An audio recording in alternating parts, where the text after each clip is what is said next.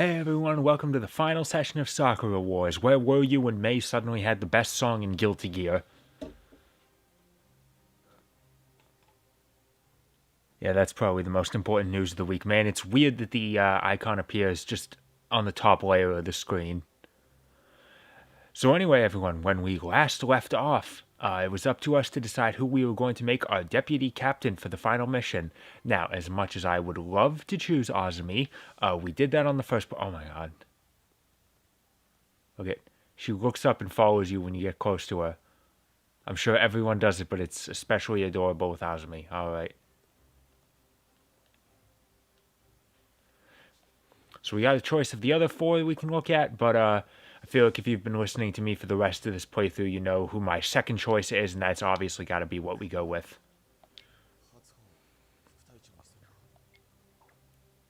Yeah, let's do it. We going... Alright guys, we on Hatsuho route now.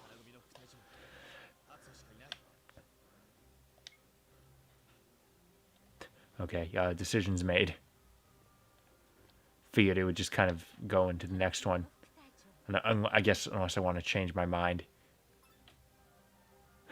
Which means theoretically you could walk up to everyone and think like, you'll be my captain. You'll be my captain.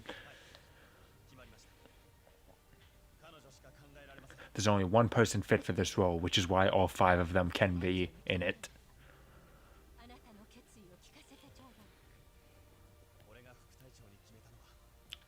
Drum roll.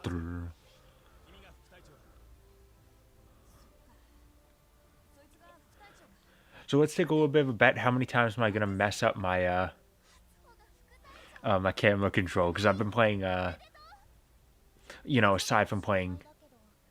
Oh man, even Azumi was expecting me to pick her.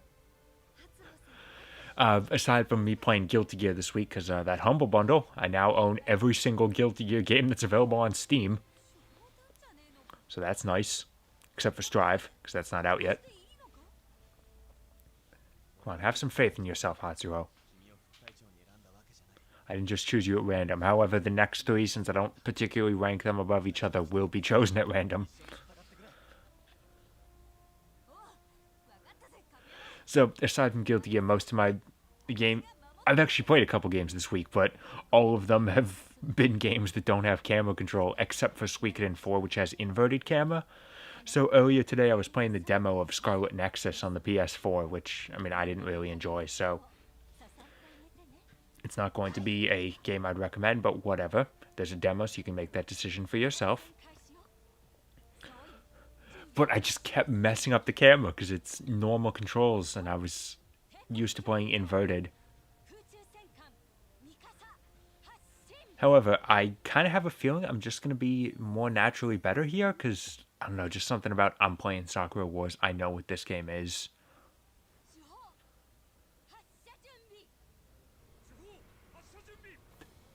Ain't it hot in there? There's like a heat haze, a severe heat haze rising right off the panel.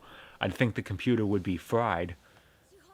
See, that's what it looks like whenever I'm rendering a video and the fan in my computer starts running. It's like, oh man, it's so hot.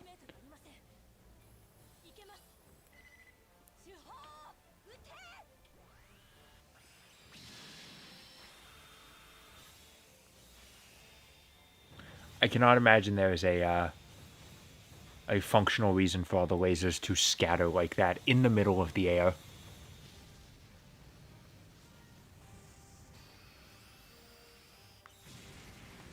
Good to see at least some of them managed to make it through.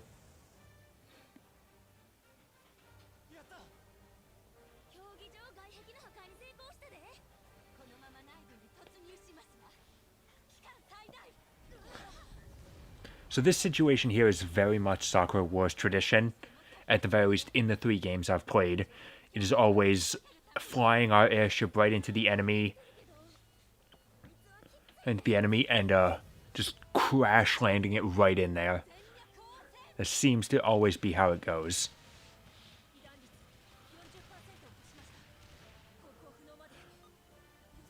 Oh man, wouldn't it suck if we had to protect the ship for a certain amount of time in order to succeed the mission? Wouldn't that suck, Sakura Wars 5? Wouldn't that just be not fun at all?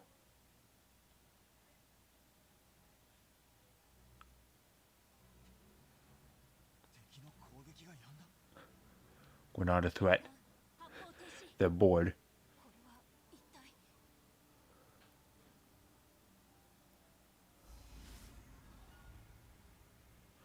Oh shit, he was here the whole time. Alright, so let's kill him right now. I mean, I understand he probably wouldn't just appear in here, but he looks pretty solid to be an illusion. Although, going by those giant snakes, illusions in this game are actually very painful. We can't hurt them, though. That'd be unfair.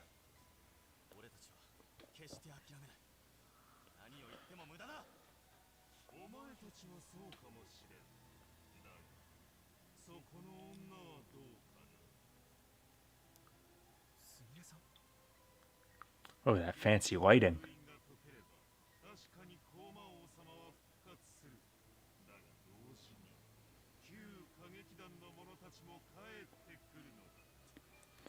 So how's about that Sonic Central presentation this week?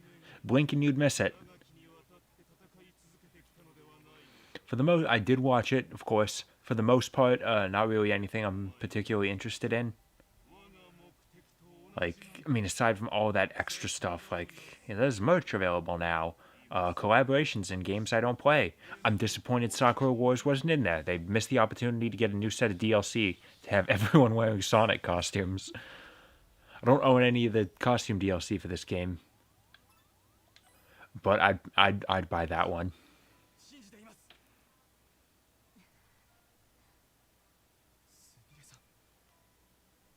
I'm trying to think now. What Sonic characters would all of them be dressed up as? Sakura would obviously be Amy. Anastasia would probably be Rouge. I'm gonna say that Azumi would be Cream.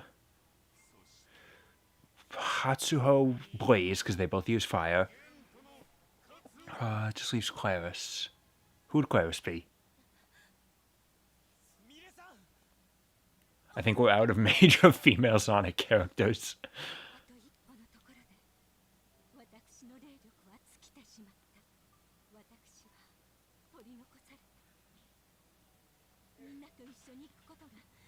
Yeah, I might need someone to remind me. I don't know. But then they announced the Sonic Colors remaster, which, I mean, it's great. It's my favorite Sonic game. I will stand by that. Fuck you, Unleashed. Colors is better. But, you know, I own Colors. I have it on the Wii. It doesn't seem like there's that much new content in the remaster. Same thing with the Sonic Origins collection. Hey, it's great that they're finally re-releasing Sonic 3 and Knuckles. It's been 10 years since they've done that.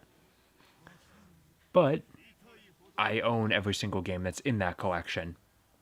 I even own the Taxman enhanced versions of 1, 2, and CD. So, I mean, the version of 3 is new, but whatever. I'm a bigger fan of Sonic 1. And then they talked about Sonic Prime, the Netflix show, which, I mean, I'm sure I'll watch, but I know that it would take a lot of effort for that to live up to Boom. Boom is amazing. But at the same time, given it's a Netflix show based on a video game property, I also have faith it's not going to be as bad as Castlevania, which is probably the most heretical thing I've said. But if you guys watch my old videos, you know I don't like Netflix Castlevania. There's an important conversation happening. I'm talking... I like to imagine it's just Kamiyama. Like, they're having this important conversation. Kamiyama's just kind of talking to himself about Sonic the Hedgehog. And then they announced a new game. And by announced, I mean, hey, we're working on it. Here's a trailer that tells you literally nothing. The game exists. It's coming. That's great. It's probably not going to be out for over a year. Which is... How long has it been since they've announced a Sonic game? It's been over a year since it's come out.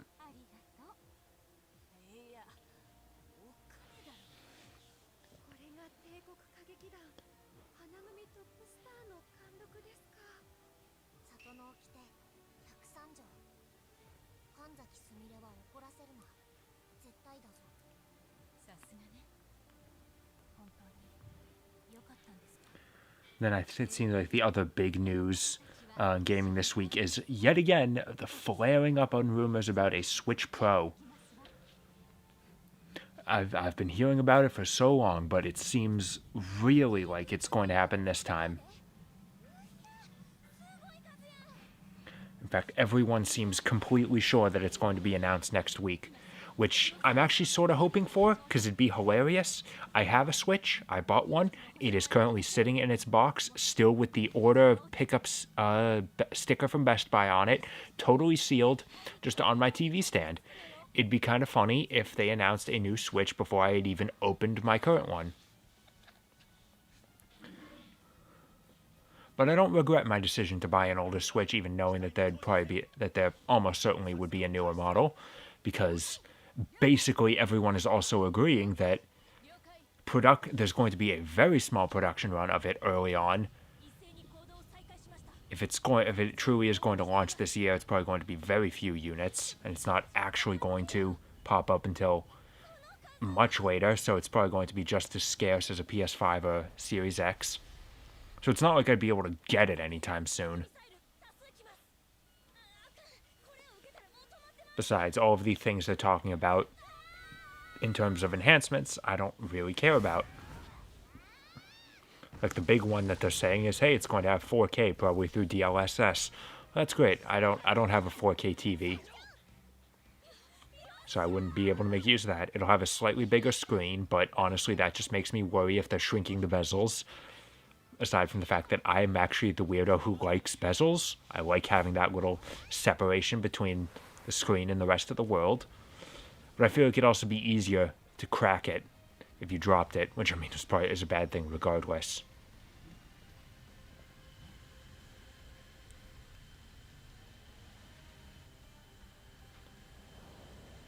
Oh, I love this though. Aside from the general idea that everybody is coming out to help us, the song it's playing is a medley of all of the different combat review themes.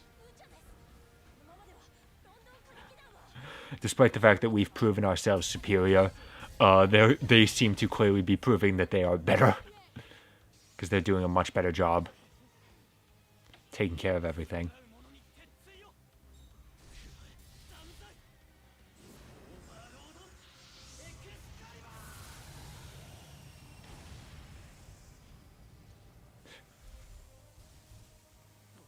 So Arthur clearly has some sort of amazing special attack. It causes his eyes to glow. I'm assuming he's got some sort of a backstory we don't know anything about. It's a shame that the Berlin guys are a bunch of dicks and they're not helping us.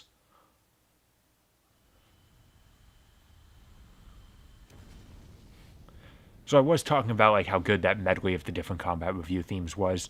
I'm not gonna lie though, first time watching this, the only song that was going through my head was Happily Ever After from Gurren Lagann. Because this is basically the exact same thing. It's the giant battleship charging into the enemy headquarters. They did with, what Daiguren did with Teplin.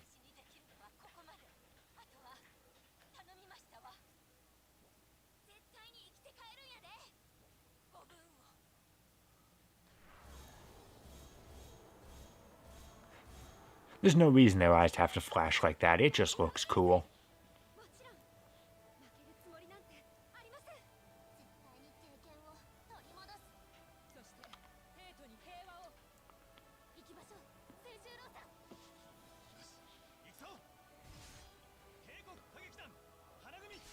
See, they're building up everything about this being the final battle, but there's just one problem. We still have to deal with Berlin. We still have to deal with the... Oh, okay. So yes, choosing someone as your deputy captain allows them to move into the final, down the final steps right next to you.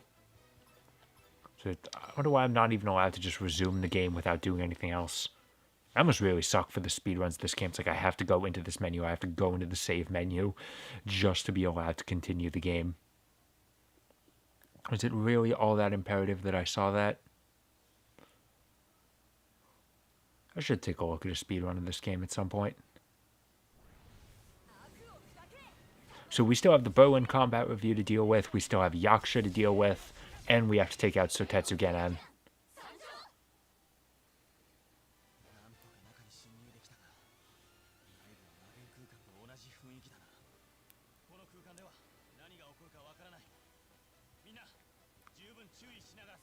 Now the weird thing here is that regardless of who you choose as your deputy captain, I think this mission, in terms of story, this mission is always considered to be a Hatsuho mission. So right now, it's just lucky that we happen to pick her.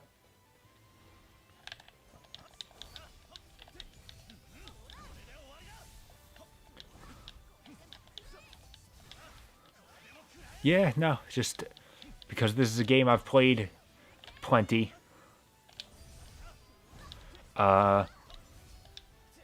Just as soon as it's in front of me, the controller in my hand, I know exactly how to play it. I have a weird sort of compartmentalized thought process like that. It's the same thing with Mega Man. Like, no matter how many other Mega Man games I play that use the more correct button orientation, I don't have any sort of problem playing Anniversary Collection on the GameCube, because I know that, like, I know it's classic Mega Man. I have a GameCube controller in my hands. I can compartmentalize the thought, like, oh yeah, no, I'm just supposed to be B is jump and A is attack. Like, I just understand that.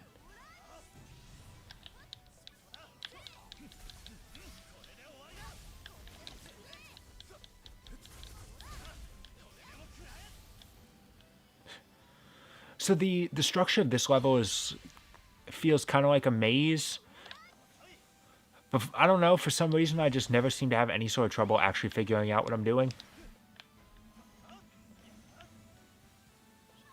Like, I mean, obviously, if you break a barrier, you should be going through there. And the game is nice enough to put you right in front of it when you break it.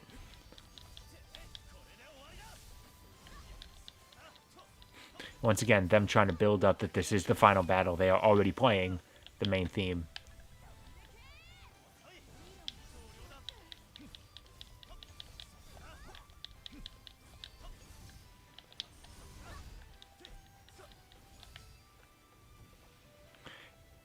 It would really be weird if they just, like, played it this entire time. Hey, come on, get back over here.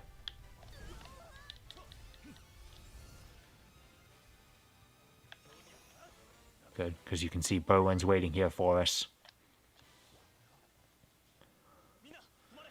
So don't worry, despite the fact that the World Games didn't play out exactly as they should, the game is not going to rob us of our fight with Berlin.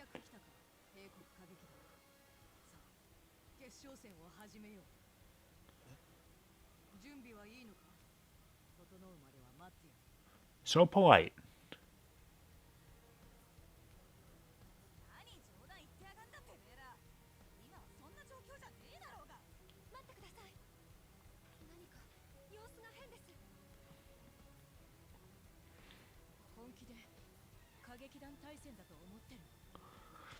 Now see, the problem off with that mask. Yeah, first of all, the fact that she's wearing a mask. She wasn't doing that before.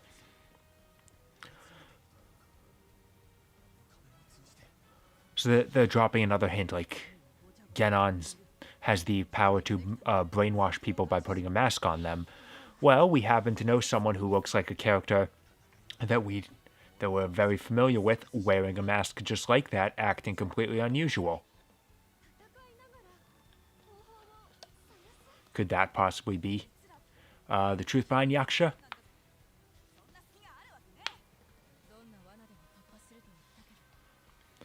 See, the bigger problem is the fact that they're wearing those masks. They can't see the color red on white anymore.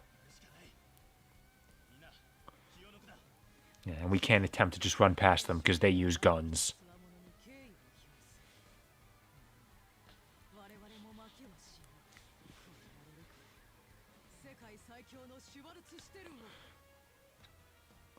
So a weird little, I don't know if it was intentional, but a weird casting thing they've got is that At least Margaret. Third guy. A weird casting they have is, aside from the other big, aside from like the classic Sakura Wars characters, the Berlin Combat Review are the like old established voice actors. Like most everyone else is relatively new to voice acting, to the point that TV Tropes makes a point that basically everyone else in the cast was in their early to mid-teens when the last Sakura Wars game was released.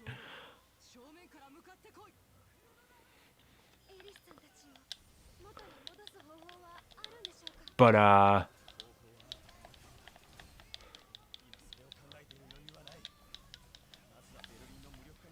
with these two, Elise is voiced by Nana Mizuki, and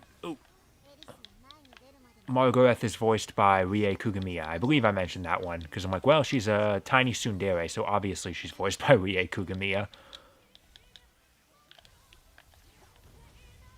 So once again, we have to worry about the bullets, bullets flying down from Elise in the middle of the fight.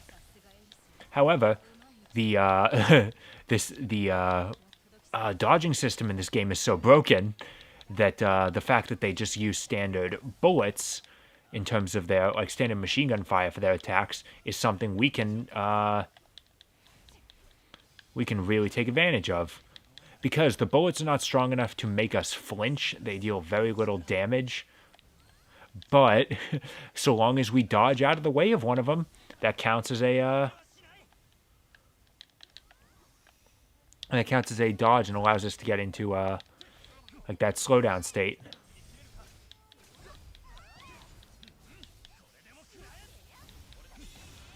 Oh, there we go. I managed to hit rank 5 in the middle of it.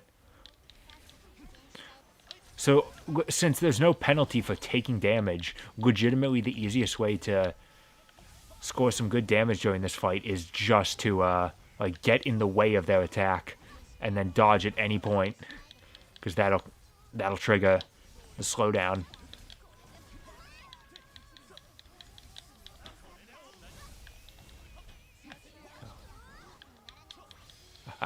I got the last hit, Hatsuo. Good try.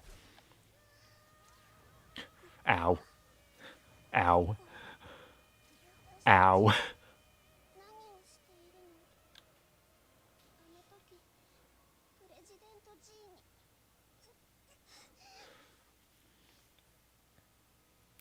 And now we've got the battle with Elise.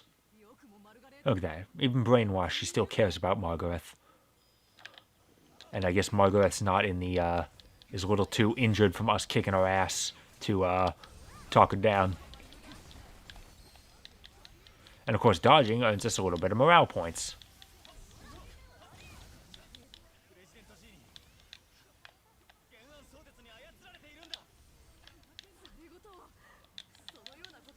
However, Elise has a little bit more to her than just standard bullets. Now, I don't know where the hell the bullets from the air are coming from. I assumed it was Elise doing that in the first rounds because she was hiding up on the rafters.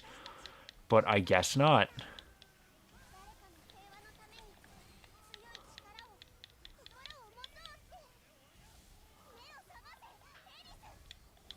Okay, now that Margaret is yelling, yeah, I hear Rie Kugami in there. I hear Taiga from Toradora.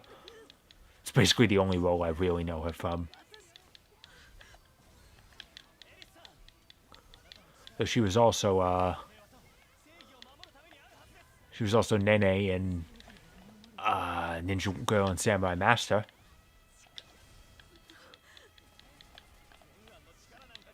Which I think might actually be like the other role I've seen her in. Because I did not watch Full Metal Alchemist in Japanese.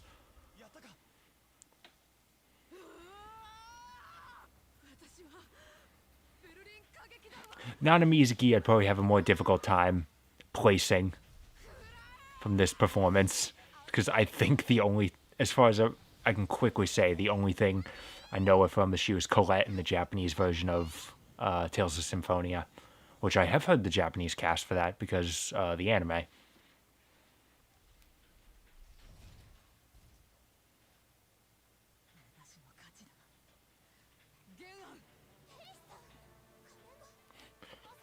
See, they don't even say like she took it off or ripped it off. It's just she broke it.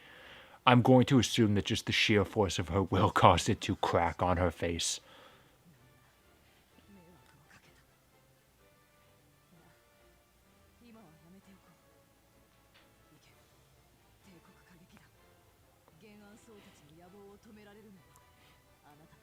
Go, Imperial Combat Review. You can stop these Sakura Wars.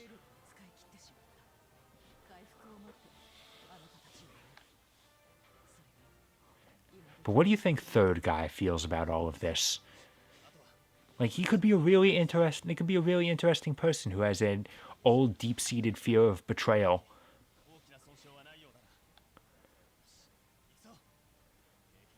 But we will never know their story. And that saddens me more than most other things. Oh, yeah.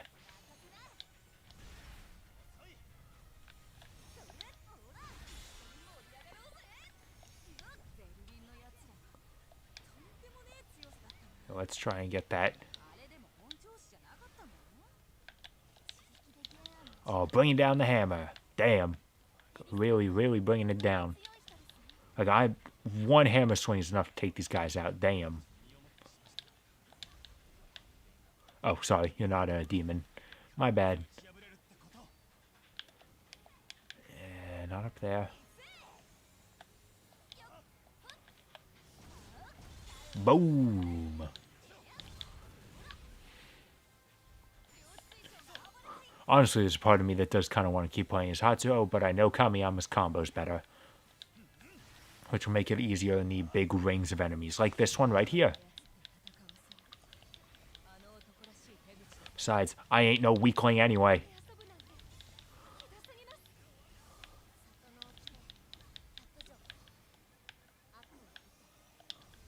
So the Monster World 4 remake came out in the US yesterday. I haven't looked to see if there's any reviews of it.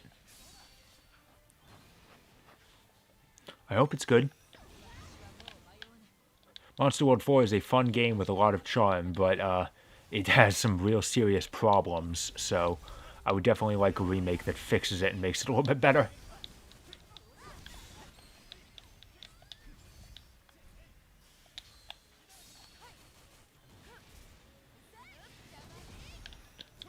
Oh, Anastasia's here, I guess.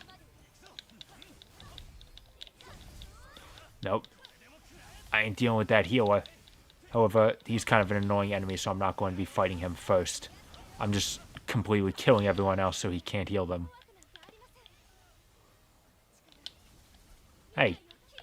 What are you doing, Claris? Knock the guy out of the way as I was charging towards him. What kind of teamwork is that? Claris should have gotten a lone wolf penalty for that.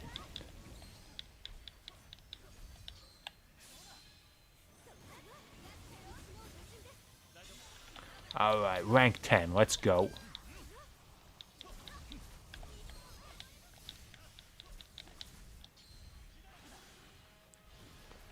Oh, it is really satisfying taking out the big hell fiends with a standard attack. When you remember that he was the first boss of the game, that I can just handle him. It's both the fact that I can just handle him as a standard enemy, but it's not like in an RPG where, well, yeah, obviously, but I've gotten way stronger. My stats are way better. Like, no, I could have had level 10 morale in that first fight. I think I did. I am no stronger. I've just gotten better.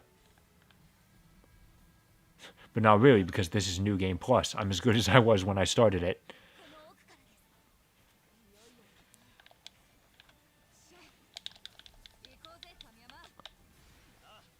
Alright, now there's officially no more reason to start breaking these things. I'm not going to bother going for him, because he's hanging up over a pit. And I don't feel like wasting the time risking death.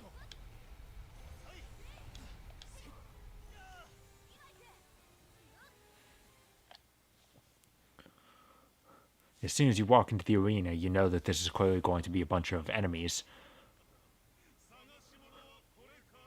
Oh yes, actually, we just take it.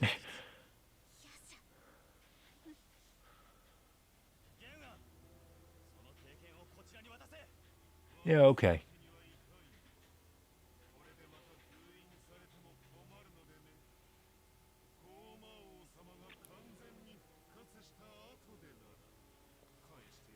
Alright.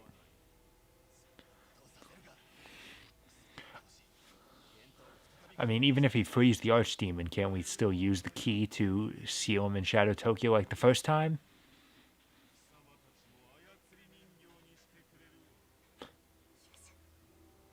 Is it really a good thing to be, like, when you have your, like, puppet by your side to just say, like, yes, they are, like, I'll tell you, just like I'm controlling them.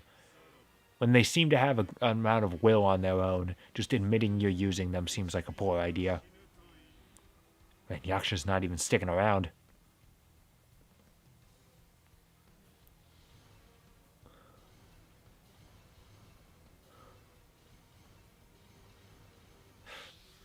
Here we go. Classic video game moment. Like, oh, there's a bunch of enemies. The cutscene has to handle it.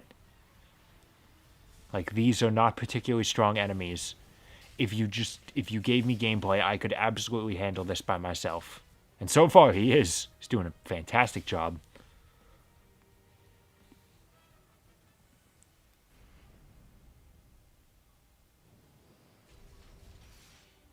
Yes, now granted, someone with guns is better suited to take out flying enemies, but I could have done it.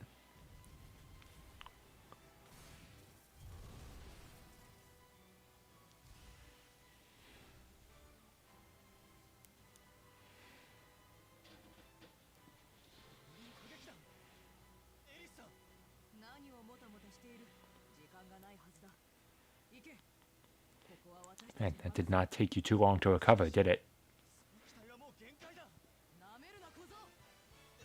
Hey, wait a minute, this isn't your theme.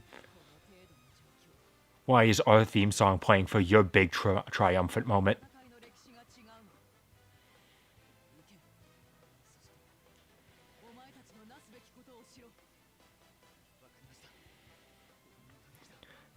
It's probably because the Berlin theme is like very militaristic and it does not carry any sort of a like triumphant, upbeat feel. Like London, if they played their theme in this moment, I would believe it. Berlin's theme would sound weird.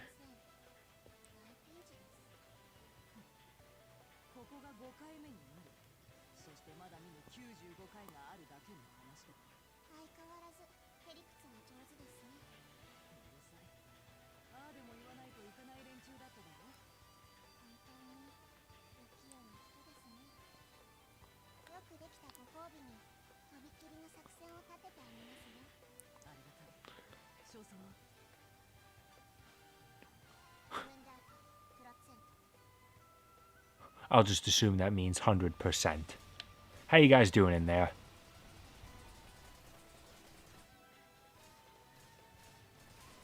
That is a very interesting battle going on. Now, granted, first of all, two things. That is actually a good swarm of enemies, as you can tell by the radar.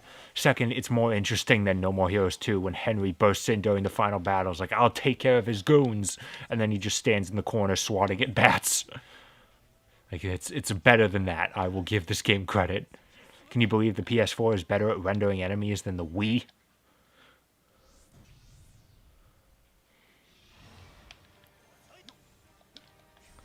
Oh, here we go, guys. I don't recognize this song from earlier in the game.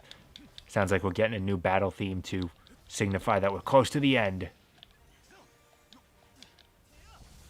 Oh, I almost just did a spin, like, right off the edge. It's like a Little Max side B.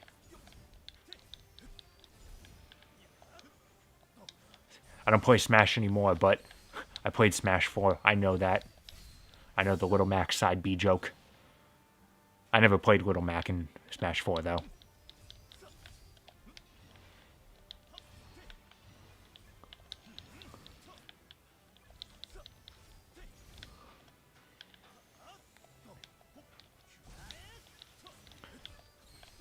Earlier today, I watched a video recounting the history of the Grinch leak for Ultimate. And oh man, those were times, weren't they? All it's done is, like, hearing all these people just firmly believing this makes me very glad that I have a staunch policy on never believe any Smash leak. Like, I don't care about the credibility. I legitimately do not remember any credible Smash leak. Like any of them turning out to be true. I don't remember it happening. There's a handful of ones that I think got characters right by accident. You know, so many people are coming up with leaks and rumors that some of them just have to be correct by law of averages. It's really funny that Did You Know Gaming video, they did the history of like Smash leaks and rumors. They're recounting a bunch of them. They're always saying like, these are the characters that were in it. As of now, this character has not made it into Smash Brothers. And saying it to like discount it. But that video went live like 2 days before Steve was announced for Smash. So all of the ones where the only problem they had with it was that they said Steve would be in it. It's like, well, we can't disprove him now. However, I think Steve is very much a case of people got that one right by accident. Minecraft is such a hugely popular game. People were saying Steve would be in it all this time. Eventually, it just happened to happen.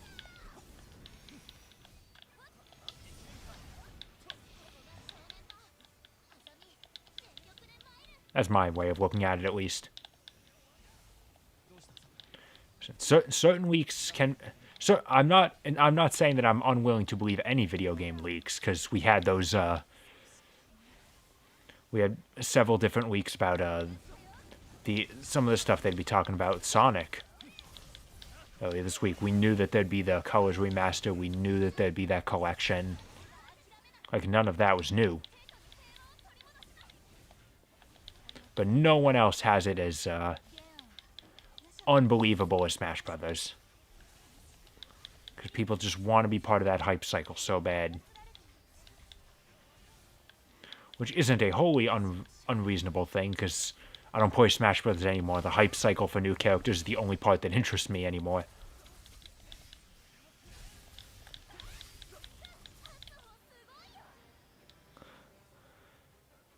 And honestly, I have a hard time seeing myself getting back into Smash Brothers now that I've experimented more and I've seen that my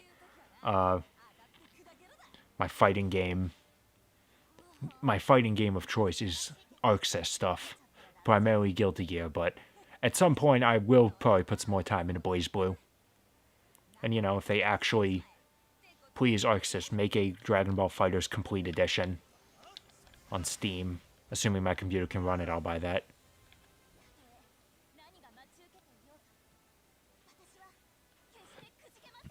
You look at all these boxes tempting me, but none of them can have anything I need.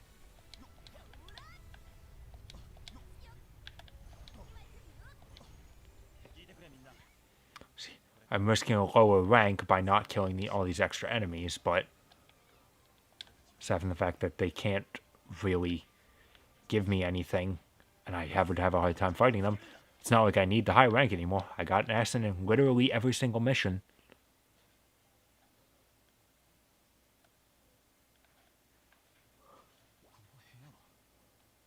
Looks like an observatory. See, somewhere in this game has an observatory. May not be our theater, but it's here.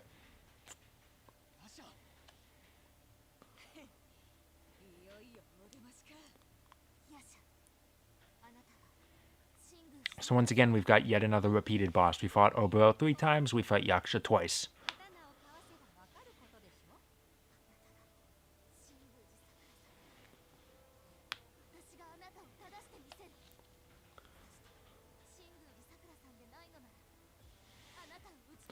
Which is good, because at the very least I've said that Yaksha is like the only really difficult fight in this game.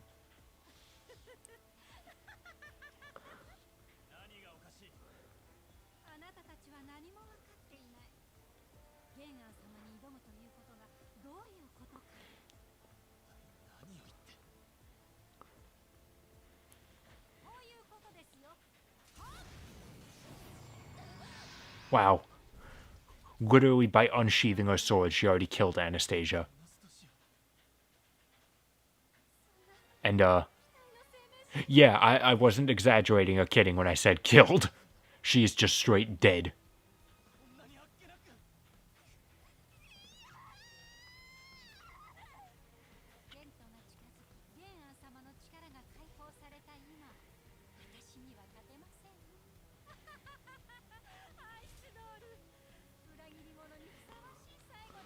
And yeah, for a series that is all about the big ensemble cast, I'm sure Anastasia is really dead. I'm sure she'll stay dead. She is really dead, but I'm sure she'll stay dead, of course.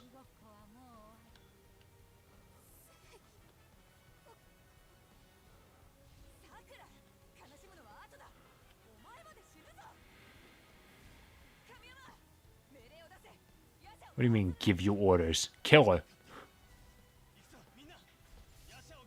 It's not a complicated plan.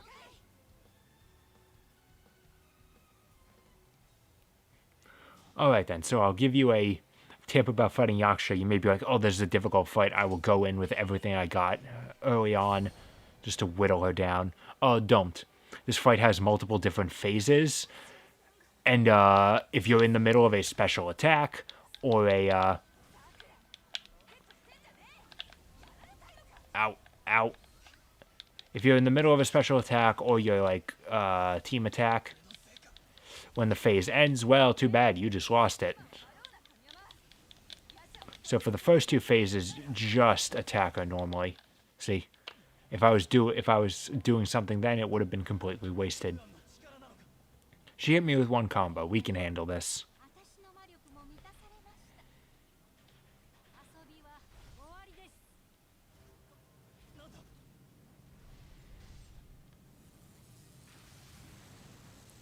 Ooh, maybe not the best looking lightning effect.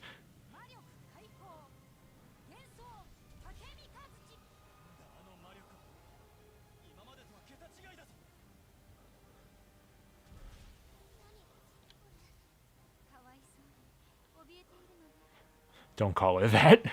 That's weird.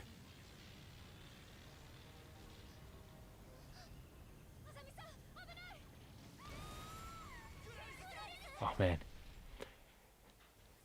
Just like it knocked the blood out of her body, it knocked the pages out of her book. So, goodbye, Claris. No, it's okay. I've seen this before. Just when all hope is down, they're just going to wake back up and we're going to do a Giga Drill break. I mean, you have to consider, even in Gurren Lagann, Kamina's vitals were showing nothing inside Gurren before he got back up for his second wind. He was dead. He just came back to make sure everyone else was okay.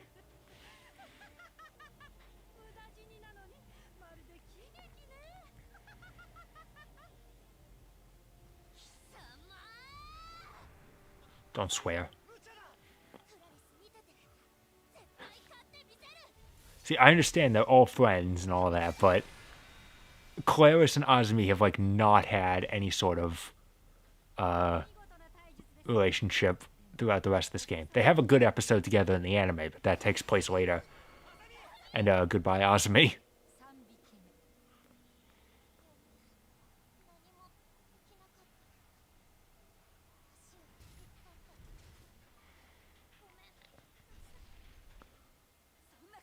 Okay. I was going to say it's probably a good thing they don't cut inside the cockpit for her, because unlike Anastasia and Claris, she wasn't hit with an energy attack, she just stabbed with the sword. It's a good thing. You'd think if she actually managed to hit something, there'd be a lot of blood in here. See, they're keeping the camera up here. What we're not seeing is she is missing a lower body now. That's very possible. Alright. Basically, everyone else is dead. Come on, Yaksha. Let's go. Ow. Okay, God, my timing is off. Once again, do not waste all your special meter yet. Because not everyone is dead yet. So the fight isn't actually over.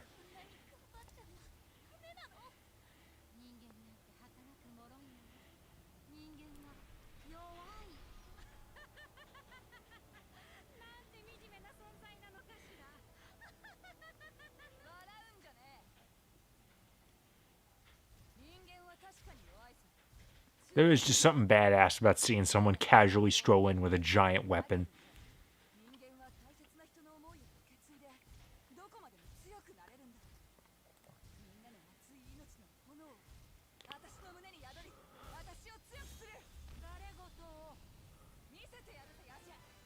Oh, damn it. It's a shame that this game is only T-rated, because I would absolutely believe her saying chuckle fuck.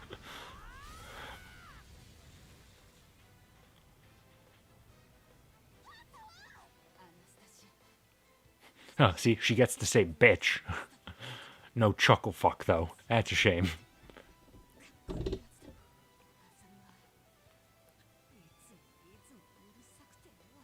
See, I agree with the second part of that, but no, she was never a headache. Azumi was perfect through and through.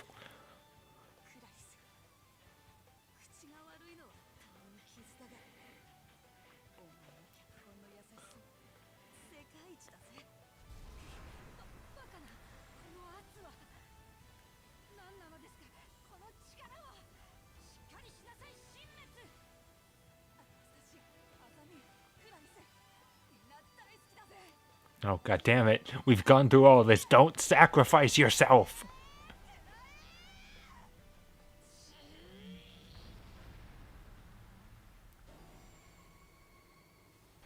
It's okay for Hatsuho to sacrifice herself for the mission, but oh, if Sakura wanted to do it, then that's wrong, and we have to find some other way.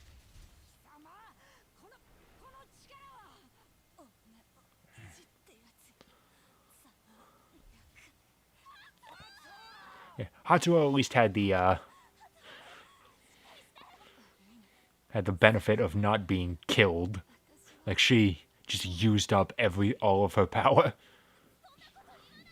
Still dies, but she at least did it on her own choice.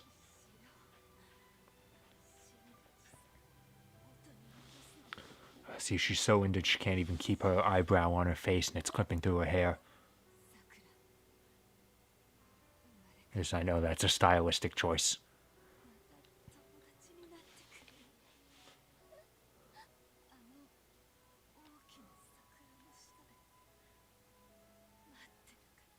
Okay, see, that line means nothing, because the anime is the one that establishes the two of them being childhood friends in a big cherry tree. That wasn't established in this game.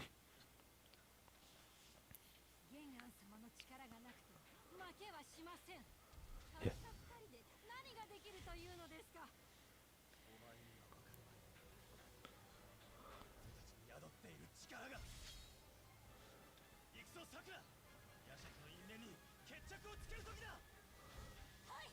All right. Oh, Jesus.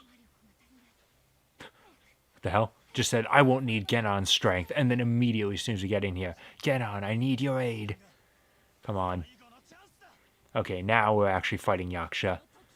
This is the final phase, so now unload everything you got on her.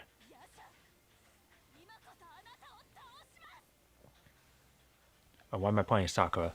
No, this button, please.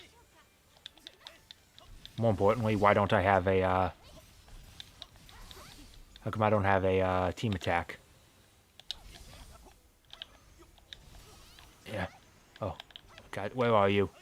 Stop moving. Oh, I somehow dodged that. Cool. Ow! I didn't dodge that one, though. I didn't know there'd be a follow-up. Oh, she's down. Her defenses are down. Now hit her with the super. This is going to hurt. Not as much as if I had a team attack up. I have enough points with Sakura. Why aren't I allowed to do it? It's not even anything about having enough points with Sakura. She's a, her team attack is unlocked story.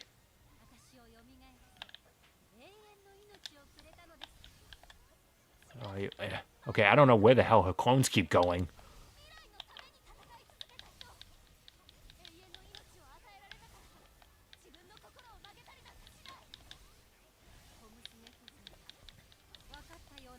Oh, God. Oh, dang. Of course, I was in the middle of my longest animation when she got back up, and I immediately knock her back down. I really have no idea how the stagger system in this game works. You know, at least this game has a stagger system, unlike Senran Kagura 2. I mean, okay, that game does have a stagger, but it's even harder to do it there. That's why the combat in that game kind of sucks. And I think Senran Kagura 1 was better.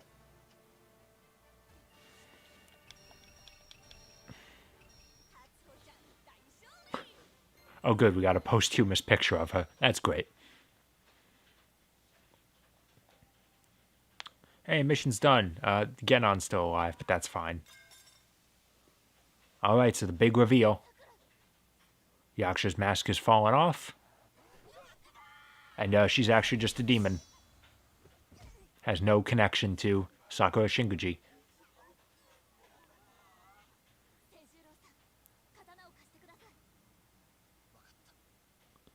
I'm of two minds about this. First of all, I like this scene. I just think it's a good little moment. But in terms of Yaksha actually not being Sakura, I understand the idea that, well, first of all, I went into this with Kingdom Hearts. I like the story idea of a character that we've always known as being this incorruptible good falling to darkness. Like that, and I said the same thing. I wish that that's what happened to Aqua.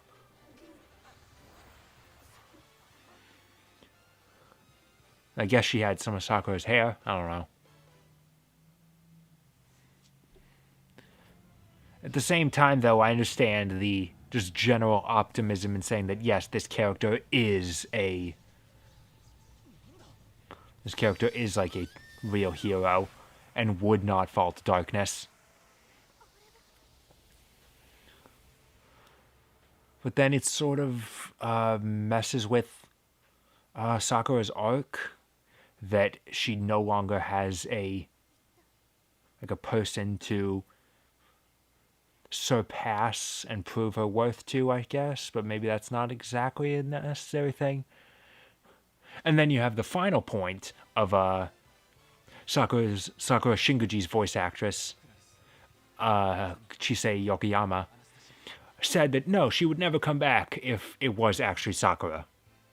So their hands were kind of tied.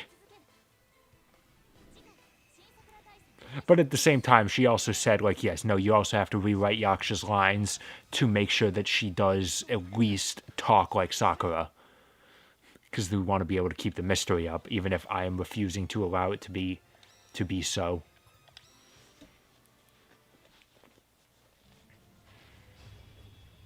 Alright, guys, final chapter.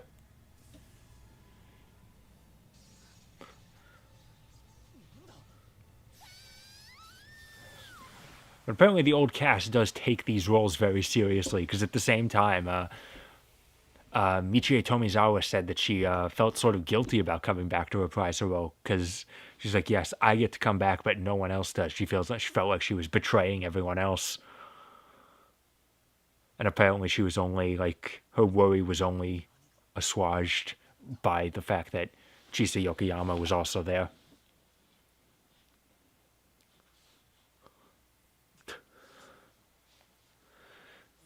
So there was a big surge of energy, and now we're back at Sakura's home.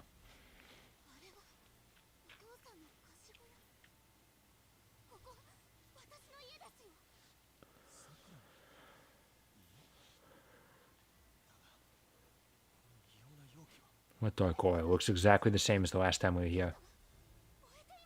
Oh, again? Sakura Wars 6, is Tokyo burning?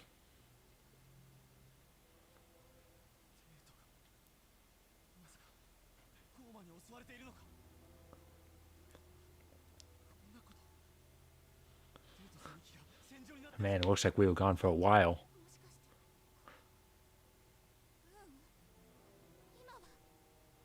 What makes you think that?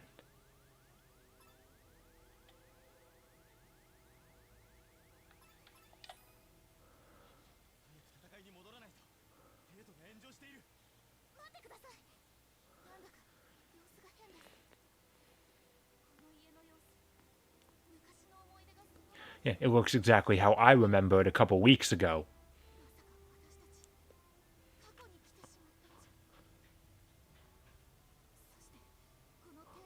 Though I think they said like that Sakura tree was dead in the present time, and now it's blooming, so could have done a little better at establishing that, because otherwise her point, like, oh, are we in the past? Like, that came out of nowhere. They're only saying it now. Like, they should have brought this up first. So for some reason, that surge of energy knocked us back 10 years. Once again, actually no, I'm not even of two minds about this. Suddenly bringing time travel into this plot is just weird.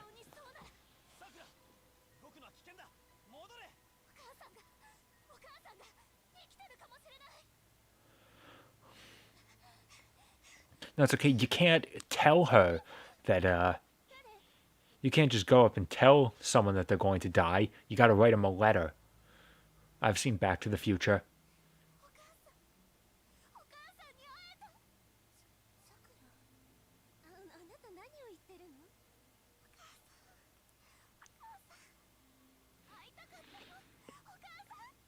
And, Sakura's mom is very not phased about it.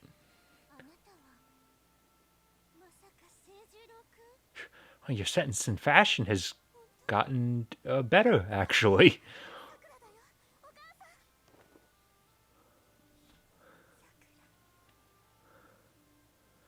Yeah, she is taking this remarkably well. Which leads me to my point. I don't think... I mean, they do outright say we traveled back to the past.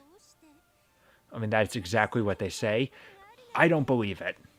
I personally think that this isn't... We did not physically move anywhere.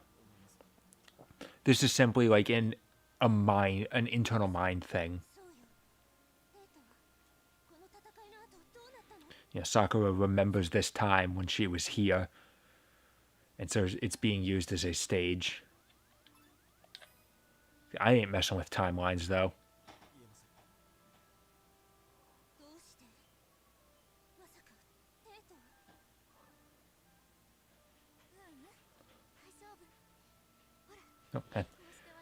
No.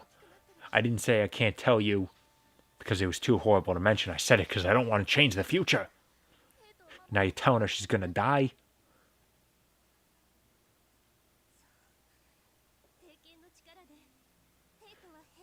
Thankfully, it looks like she's already accepted the Imperial Sword thing.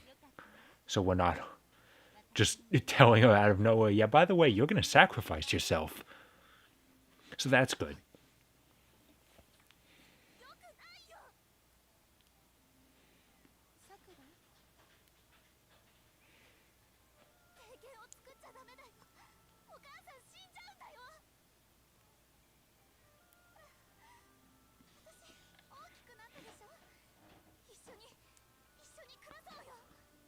See, my way of looking at this, I feel like this is like that interdimensional labyrinth from towards the end of Gurren Lagann, where Simone's life is just like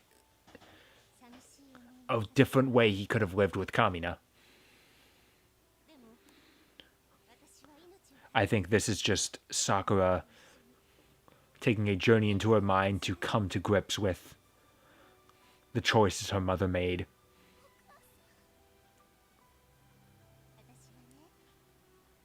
Now that she's resolved the doubt about Sakura Shinguji, she's now coming to terms with her mother's actions. And Kamiyama just happened to be brought along with it. I do have one other point to my theory, but you gotta wait a little bit on it.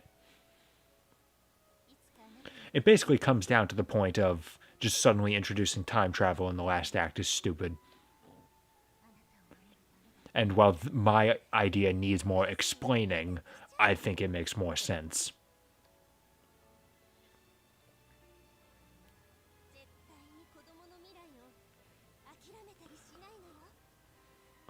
Come on, whoever's writing this game, you need to watch more Gurren Lagann.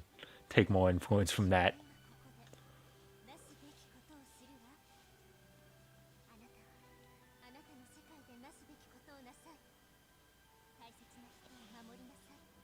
You see, and not, you go back to your world, not back to your time.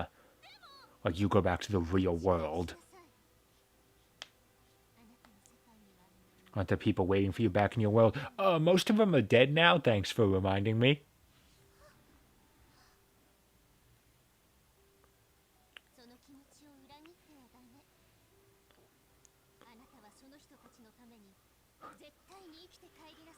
More importantly, Sakura, what happened to your sense of dress?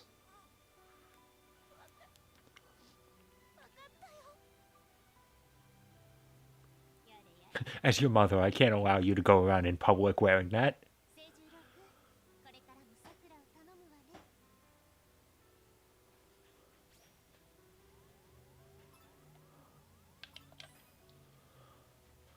Sorry, I'm on a Hatsuho path. I can't just say I'll live my life with Sakura now, even if Hatsuho is dead.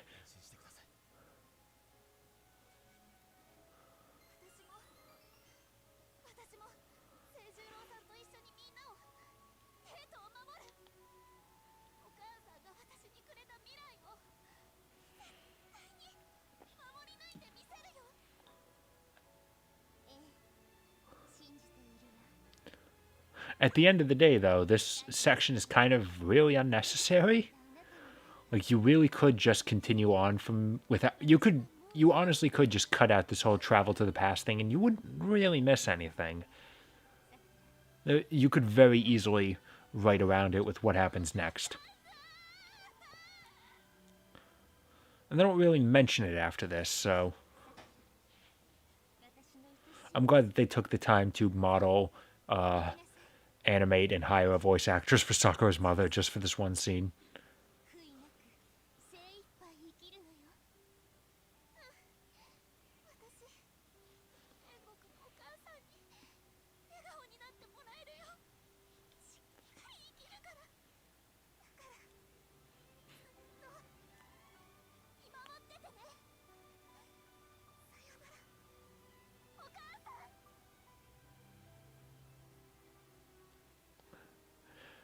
And she's not even given, like, you already have made me proud. Like, no, you still have some work to do. Gotta try a little bit. There's Sakura.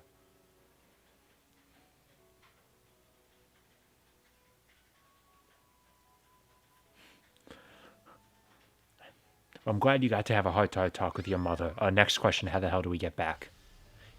You see, the fact that the sky is cracked also, like, that happened in the past, that seems more like this is a false reality. So this part here, where Sakura is the one that saved young Sakura, Sakura's memory clearly shows that it was Sakura Shinguji. It was very clearly not Sakura Amamiya. So unless they went back in time and it changed the past, instead of a stable time loop, or we're just supposed to accept that Sakura's memory is really bad, because they're clearly not even close to wearing the same thing. And I think at the beginning of the game, Sakura, like, remembers what Shinguji said to her, and it's not this. This further reinforces my belief that this is a false reality, in that this is Sakura, like, stepping into the role of the great Sakura Shinguji. I hate the fact there's two characters named Sakura while I'm explaining this. Like, she's taking her place and showing that she's grown strong enough.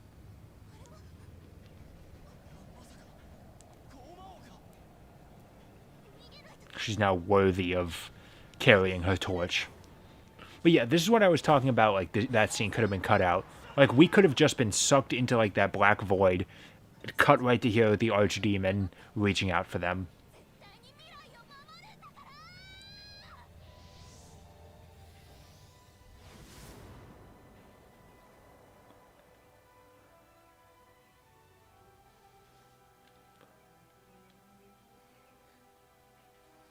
And somehow Sakura Shinguji has become a god, I guess.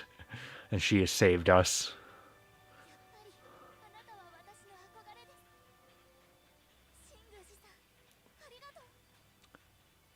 This is a bit of a weird thing. Like, I understand in-universe Sakura is like this, I don't want to say living legend, because she's gone. But she is this legend. And she is basically the main character of the franchise, 1 through 4 at least. Maybe not counting 3. But she's the most iconic character, sort of the main character, all that. But at the same time, I was actually really surprised when I played the first game at how much Sakura was actually like a normal person. Like, I figured from the beginning she would be this really capable character that later works would have made her out to be. Oh yeah, and she resurrects everyone else. So I was surprised how much she was humanized in the first game. And I understand it could just be she grows into that role, but I worry if it's also a case of like later sequels and spin-offs and crossovers overplay how good she is and hide her faults. I'd have to play the rest of the games to say anything for sure. So I'm choosing to believe that Sakura's spirit just like didn't completely revive them. It was just giving them strength, and everyone else was just sort of on the verge of death.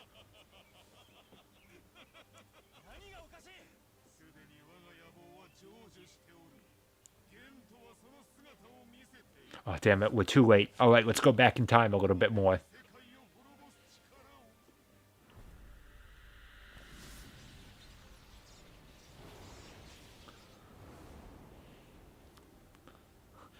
Yeah, by the way, everyone else, we went back in time. It was crazy.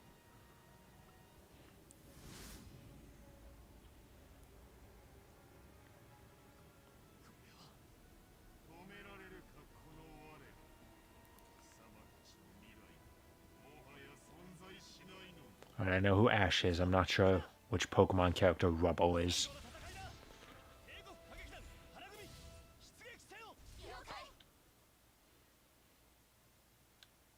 So even that line there, the "Let's go, this is the final battle," like that is, I cut out the Flower Division part. That's an exact line from Gurren Lagann, and I remember that because it was also the name of an episode.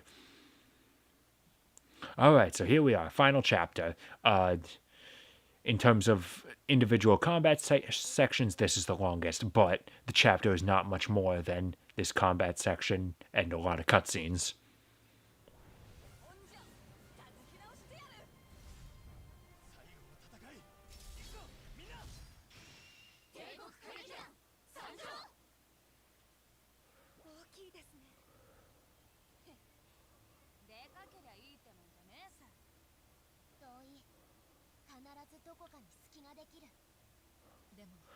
Luckily, his inner or void stuff is exposed to his face. I would hazard a guess there in terms of a weak point.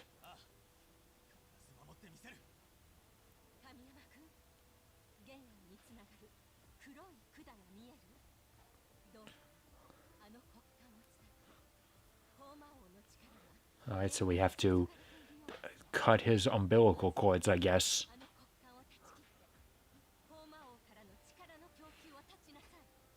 It's slightly disgusting.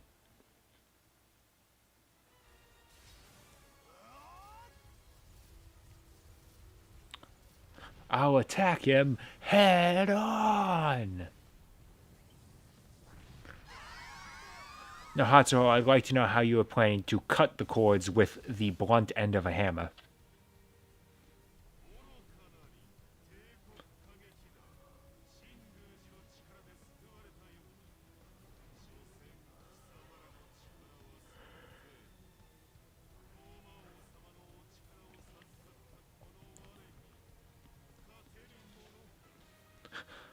Yeah, that's why we're trying to cut those veins.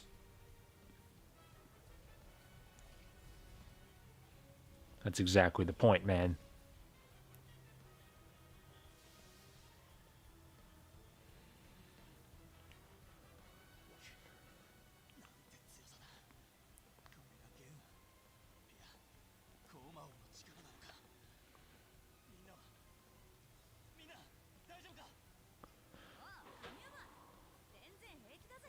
So I'm assuming that this is meant to be like all the scattered remains of the arena. It just doesn't look quite right. Maybe I'm just misremembering it.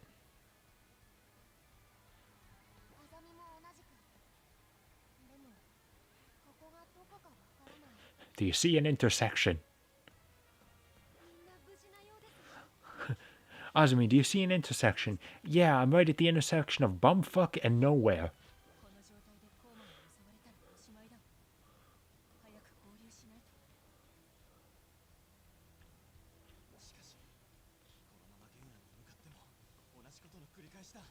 So yeah, just make a point of like we got to cut those tubes in order to cut off his power, and then we can't do that. So like, okay, let's do the other thing then.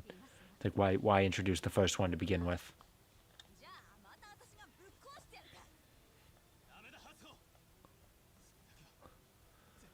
You gotta love how quick she is to bring that up. Like the first time, it was very much a desperate gamble. This time, like, oh, he's got a barrier that's protecting him. Hatsuo's first thing is, all right, time to die.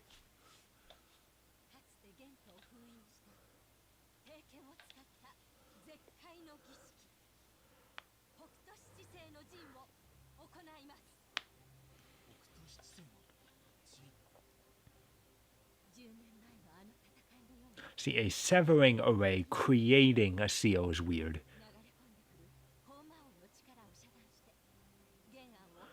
Using it to sever his power, I understand, but severing to create the seal, that's strange.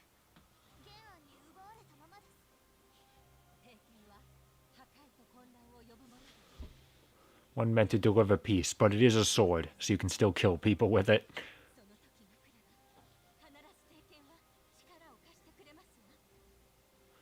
Okay, well, if the Imperial Sword has a will of its own that sides with us, I feel like a lot of the conflict is all right.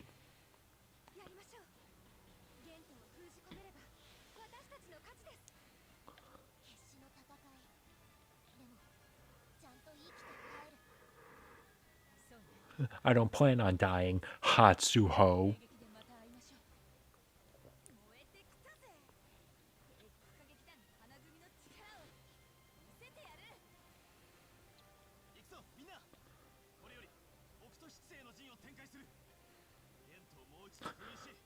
See, clearly these guys have not taken Latin, I guess. Maybe I'm the stupid one. Or else they would know that sept, in terms of its name, implies 7. It's pretty easy to tell that it would be a 7-part array, and there's 6 of us, so that's going to be a little bit of a challenge.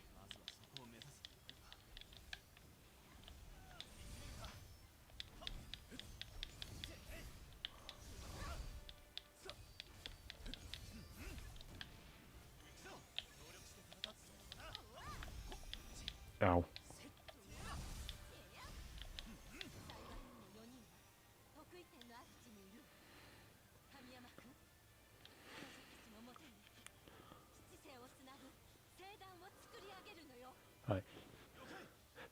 No, not quite understood. You're going to have to explain to me what creating a star altar means. It's a bit of a strange thing to just ask someone to do out of nowhere.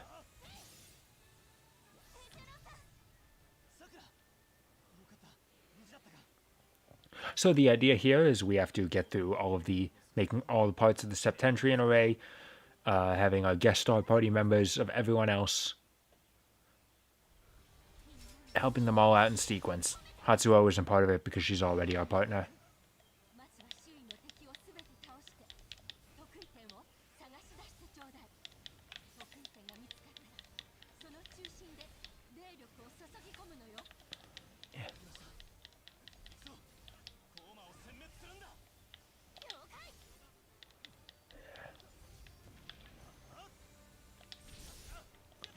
Where the hell are you going, man?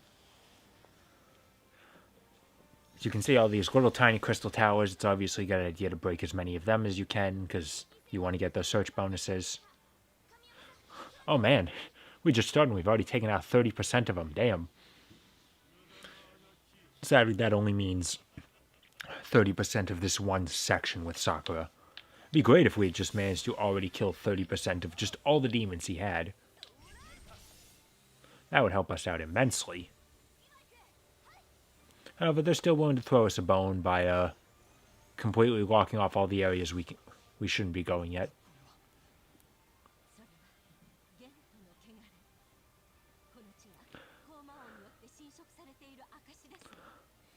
So this is a gimmick that really does bother me. Like, you have these areas of the ground you can't stand, or you'll take damage if you do, because the floor is corrupted. The problem is, you can still totally knock enemies into it, and if you do that, they are not too they're not too thrilled about the idea of just walking back out. So you sort of, unless you happen to have Claris or Anastasia with you who have ranged attacks, your only option is just to go in there and take the damage. Which I understand isn't that big of a deal, because it's not going to affect your rank, and all of these crystals are going to give you health. But it's still something you just don't want to do, especially because I think you can still get staggered by floor damage. Not consistently, but at least somewhat.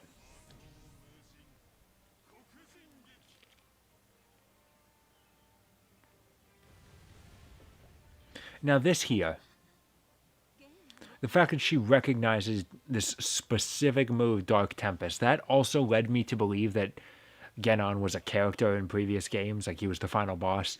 Dark Tempest was a move he had, and this was supposed to be like a shout out to that. And I got this terrible image of like, oh man, a turn-based strategy game where the boss can just rain damage down wherever he damn well pleases. That's gotta suck. Turns out, while he's not a character from previous games, Sakura Wars 5 does do that. The final boss of that game, Nobunaga, has the power to summon meteors.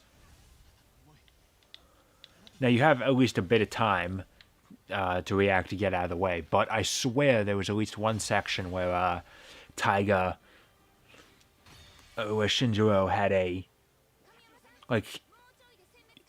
he was like a long time between his turns, and a meteor happened to be scheduled to fall on top of him, and I swear it came down before his turn came back up, so he just had no ability to move. It sucked. Thankfully, despite the fact they built up the meteors as being this really damaged thing, it didn't deal that much damage. I thought it was like immediately an instant death.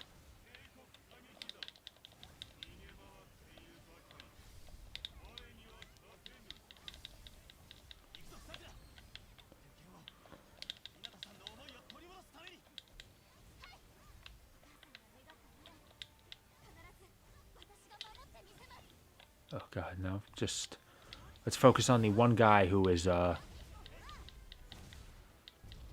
who's not in the middle of a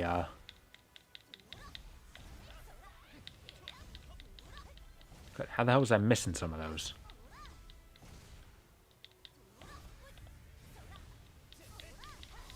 Yep. Thanks there, Kamiyama. I see there's still an enemy over there. I'll assume Sakura's taking care of him.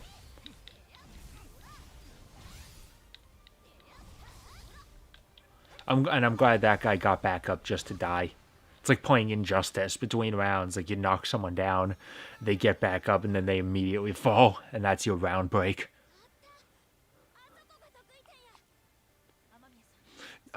That right there, that's the Godzilla singular point. Yeah, less than a month until that released on Netflix. I'm very excited. I haven't seen much in terms of people talking about the show because I've wanted to avoid spoilers, but I hear people saying it's good, despite the fact that Jet Jaguar looks really weird. So I want to watch it. Just gotta wait. Less than a month. It's fine. I'm watching other stuff. I just finished the first season of the not Sakura Wars, the Senran Kagura anime earlier today. It wasn't a great anime, but it was all right, and I'm just happy that it treats Daidoji right, because I hear the second season really doesn't. She just shows up in non-speaking cameos in like 2 episodes. That's sad, because Daidoji's one of my favorite Senran Kagura characters.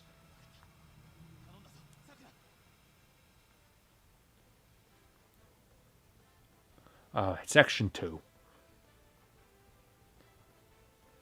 Yeah, just I'm remembering playing this long-ass mission several times for the battle bot.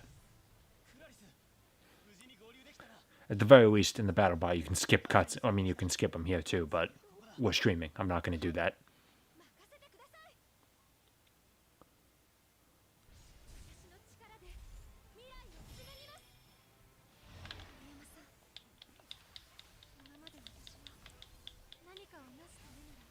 Were you? That was never established as a part of your character, Claris. Okay, she was having a very serious talk there, but we won too fast. So she's never going to finish what she was saying. Okay, never mind. Now we have to sit through it.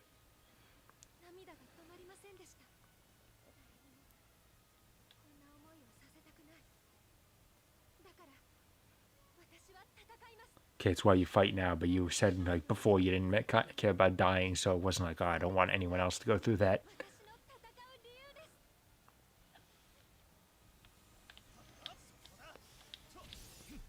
Kamiyama, what are you doing? This is important, I swear.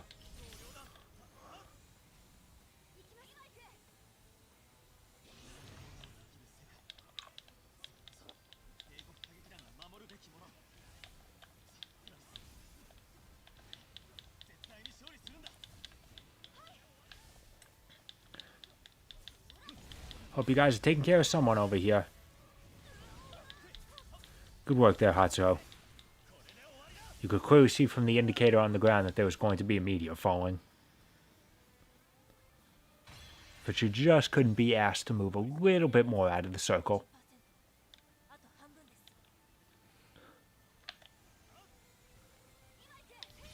Oh, there's a guitar shredding in the background, yo.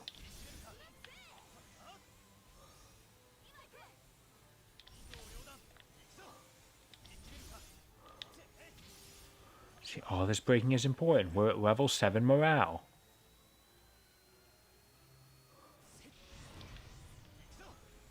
We might only be at level 6 if I wasn't taking the time to break all these crystals. Ow. Okay. Joke's on me now. I couldn't... It wasn't that I couldn't be asked to move out of the way, as I got fucking caught. No, get out of there. Yeah, see, I took damage and now my morale went down. Because he's standing in an area I'm not allowed to walk in. Although I guess I have Claris, so I could have switched over to her. Oh, never mind. No, I couldn't have. You're not allowed to switch to your guest star. Is that her, Hatsuho?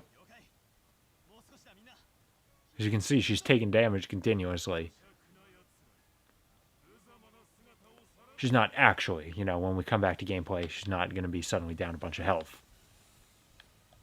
Her armor is sparking. I can clearly see she's supposed to be taking damage as she just stands there.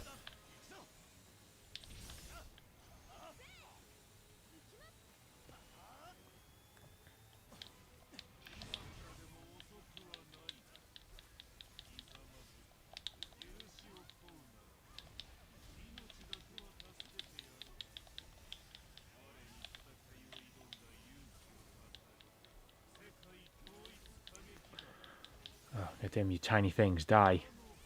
I gotta take out the bigger berserkers.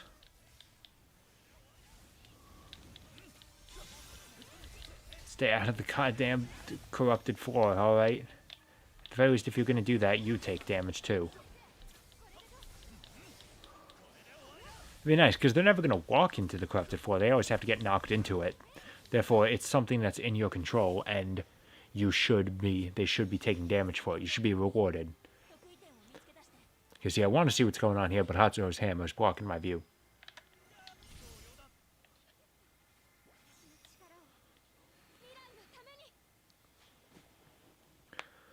Man, everyone's talking about their futures.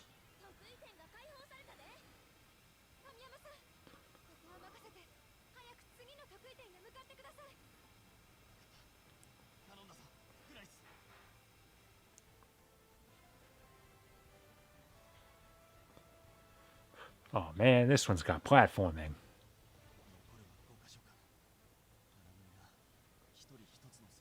Oh good, he finally realized. He's not good at math. It took him a little bit.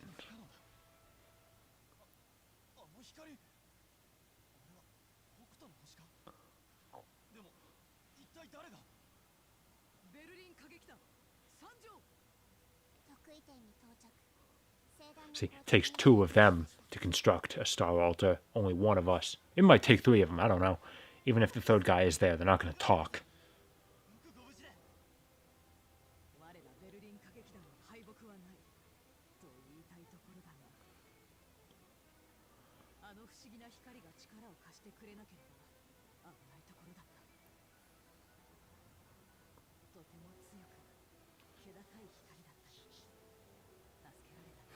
Listen, I don't mean to be mean to you guys, but your theme song really does sound villainous.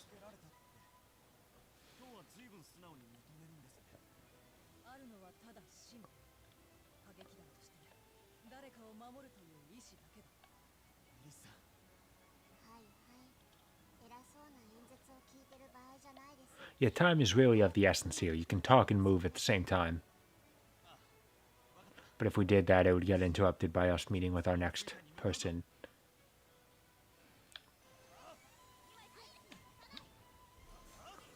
Don't worry, it's Azumi.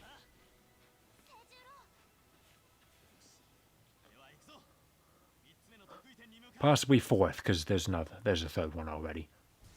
It's our 3rd, but that's fine.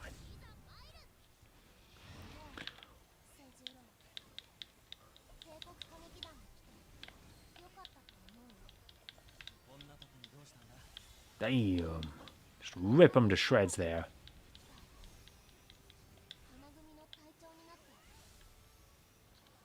And the last one left alive was just a random grunt.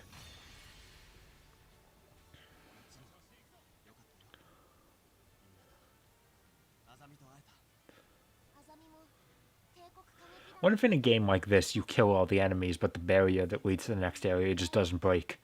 It's like, why should it?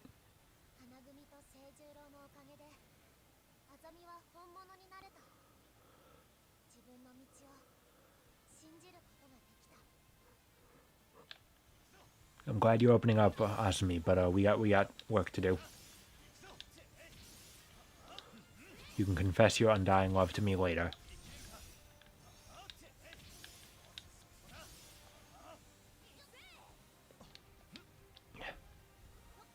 Oh, my need to destroy that made us miss this cycle. Now I had to wait, which means that we're losing time off the timer. And that just sucks.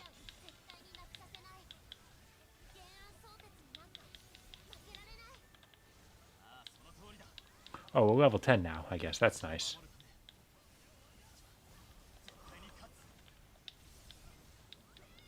God, what's going on? I can barely see. You guys take care of that one. Yes, I have to come in and help. Oh, never mind. I was coming in to help, but then Hatsuo knocked me into the air and took care of it herself. Don't need to show off with the aerial waves there.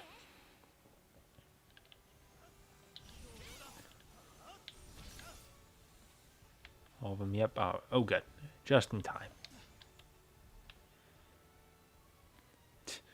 I'm glad he's just watching over there. He's not really trying to stop us. He's big. He might be able to. I don't know.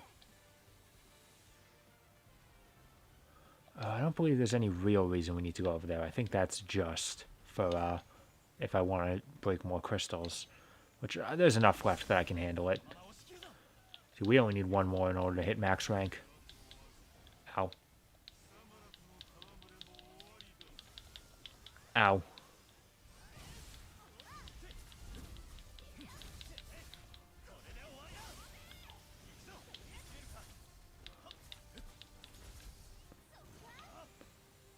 God, yeah, see, look, he's being kept in the corner. It's a good thing Hatsuo took care of it. Otherwise, I would have just been taking damage. You can still see her dying over there.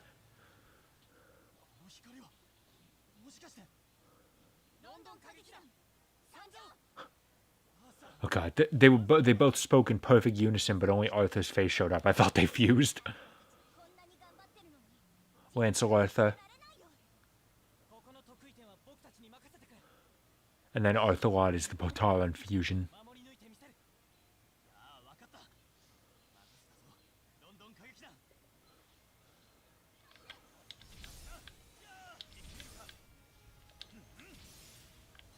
Oh, There's no reason for me to be doing that anymore. Max rank, baby. Oh, isn't that heavy rock London theme? I'll assume that this song's on the soundtrack somewhere. I've only ever listened to the main vocal version, but I'm sure there's probably just like a generic instrumental version. There's the lighter version that's used during Koi Koi. There's probably this rock version on the soundtrack. The soundtrack to this game is not hard to find. It's on Spotify. It's probably available on like Apple Music and all of that. They all have official uploads on YouTube. The problem is the fact that the titles are all in Japanese, so I can't immediately tell like which song is this. Okay, I killed one of them. They both had the triangles above their heads. Okay, I was about to get the flash. Then you staggered him.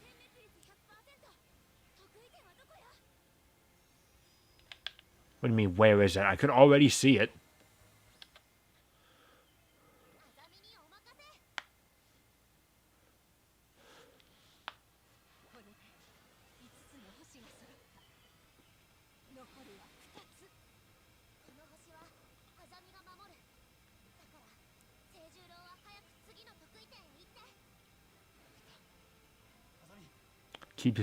Now come on, keep yourself alive. Just go for the Guilty Gear reference. Just pull that one out of nowhere and confuse everyone else.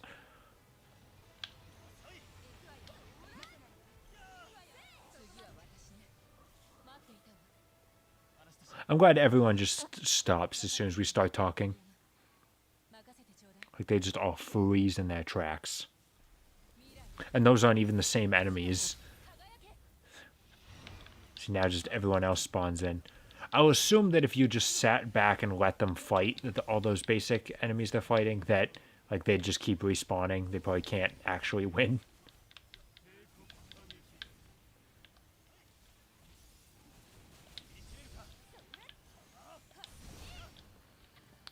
Just coming in with that charging tackle. With the spin.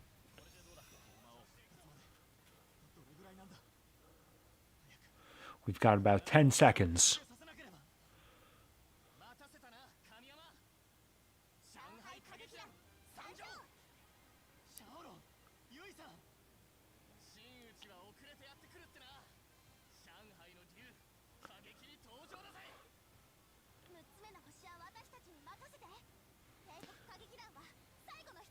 So it'd be nice if we actually cut to them like fighting enemies to secure the point.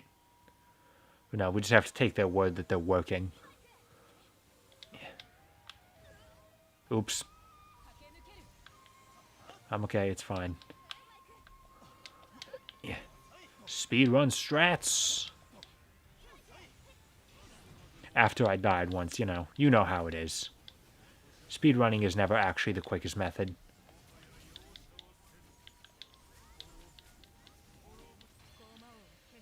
But I think I skipped that braking sequence. All right. Oh, that was taller than I thought it would be. I think I want to just try and avoid the moving platforms if you at all can.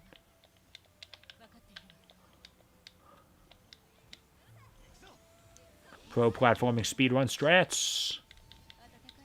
Oh god. I got that lone wolf penalty, and literally at the same time I got so many bonuses that it almost completely canceled it out.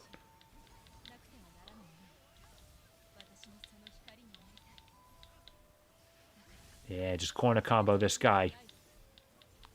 Just keep him in the corner and keep hitting him. This is how I beat the original Guilty Gear without using a continue.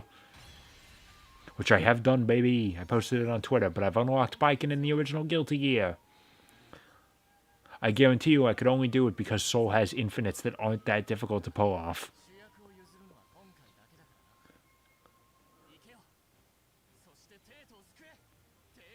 You should have seen my first playthrough when I was playing as Kai and I was not using any tricks. It took me like 20 tries to beat Justice.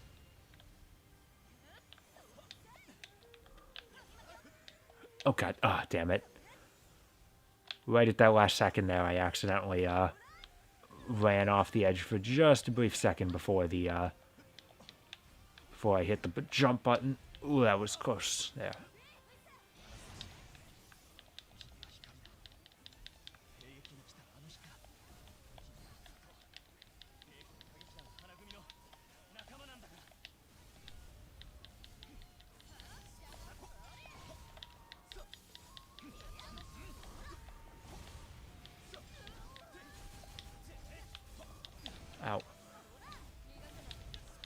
God, there's so many strong enemies. Oh, God, and they healed a little bit. You watch out over there, Iron Watchman. Iron Wizard.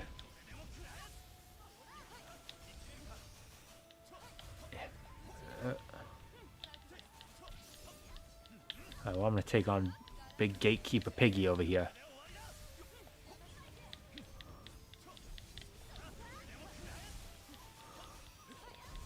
Oh, wow, he just got up and we already knocked him back down. He gets knocked down. He gets up again.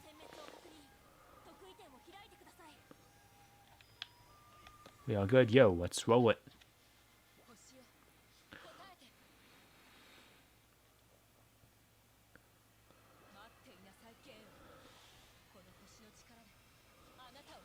Look at her, she's even doing that pierce the heavens pose.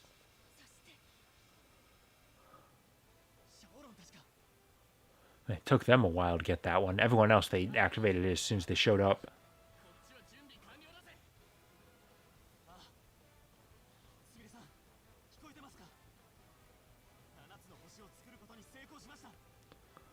Right, 7 stars, that's great. We still need 101 more.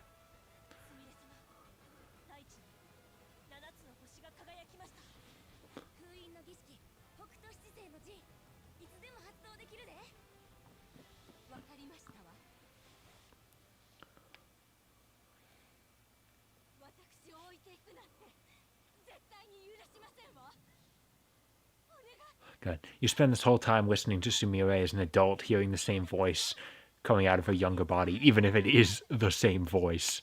It just seems weird.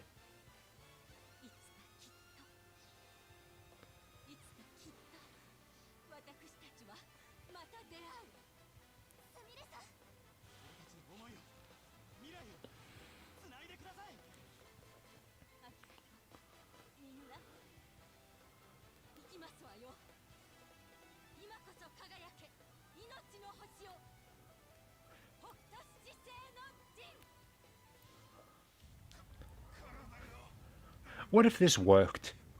Like, we did all of that, and it's like, yep, no, we're done now. To be fair, that's not out of the realm of possibility for other games. Like, that's the final boss of Splatterhouse. There's a game that has several big bosses, and then the final boss is just kill a bunch of enemies while protecting Jennifer, and it sucks ass.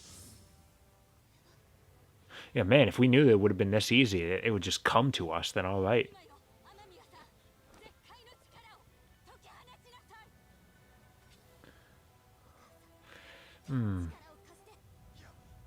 I feel like it's not a good idea to have a sword with a hollow center.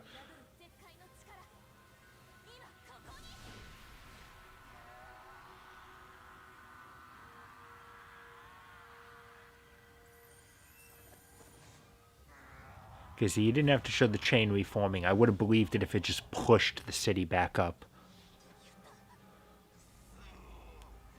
So yeah, we've cut off his endless power source to the Archdemon, but we still have Sotetsu Genan to deal with. And he's big, so, you know. Now this fight, in a way, it can be the most difficult fight in the game, because during one of my BattleBot runs, this fight was the closest I've ever come to dying. Like, I actually only had a tiny bit of health left when I beat him. But a lot of that just comes down to RNG, because he has 3 moves that he can do. And only one of them gives you the ability to strike back, unless you happen to be a character with a ranged weapon, in which case you can hit him at any time. And no matter what, he always summons enemies, so no matter what, you always have this to deal with. You gotta be paying attention to both things. Now, thankfully, he can hurt his guys as well. Not usually enough to kill them, but he can hurt them. As far as I'm aware, there's no way to set, like, there's no way to trigger a certain attack. So he can do either that wave attack, where he sweeps across the arena. He can do Dark Tempest, where he just summons a bunch of meteors. The enemies just always respawn automatically. It's not a specific move of his, which this would be a really annoying thing if it was a strategy game, because I hate respawning enemies in strategy games, but thankfully it's an action game, so I don't mind. They're so easy to kill. Plus, you know, killing a bunch of them is a good way to get your, like, damage dealt bonus up.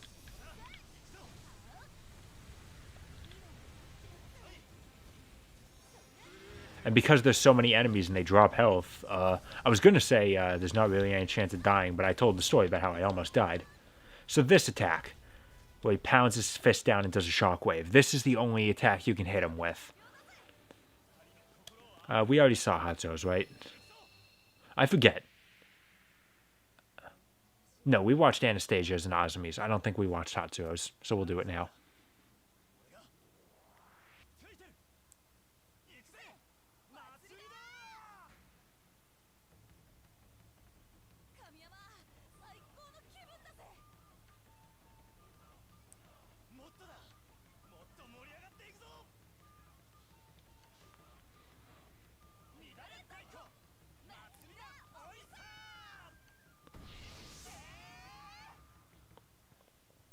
Alright, so now we've powered ourselves up. Well, there we go. And now just hit it with a super attack. And his fist should stay down long enough that we can hit it with 2. I should be able to get it with both Kamiyama and Hatsuho. Or not. Oh, never mind. Yes, he still put his fist back down. Good.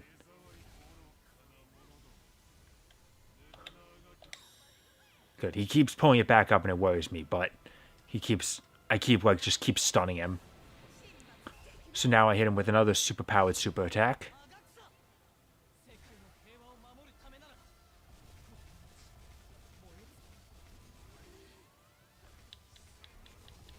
We took out over half his health there.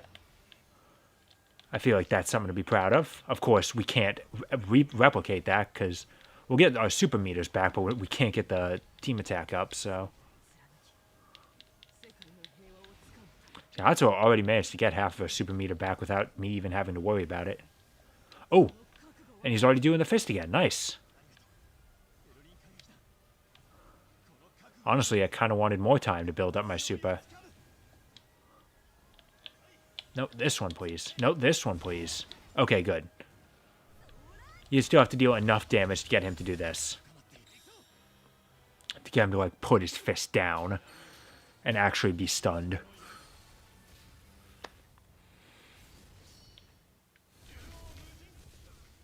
And since I'm not dealing a crazy amount of damage, he's not getting back through the cycle. Oh, and there we go. You know he's close to dying because it's starting to play our theme. Wow, we already won. Okay. That was an amazing cycle. Nah, that is some quality speedrunning right there.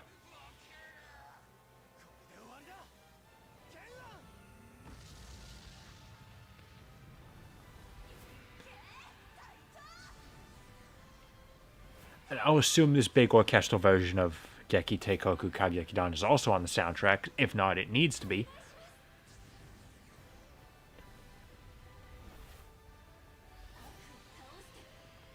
Man, even on anyone else's ending, Sakura still gets the big one. Now, I'm disappointed that this gold armor is not an unlockable skin.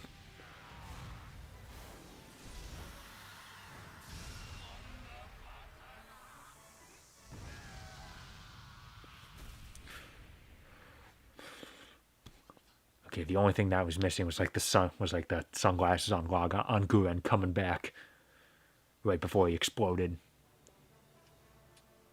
I promise you, that final boss can take a lot longer.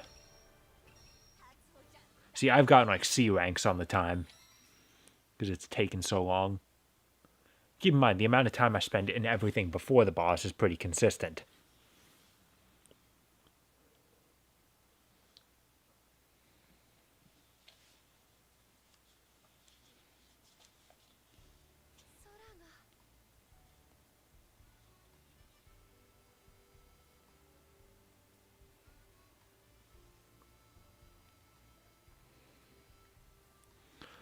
Well, we saved a world.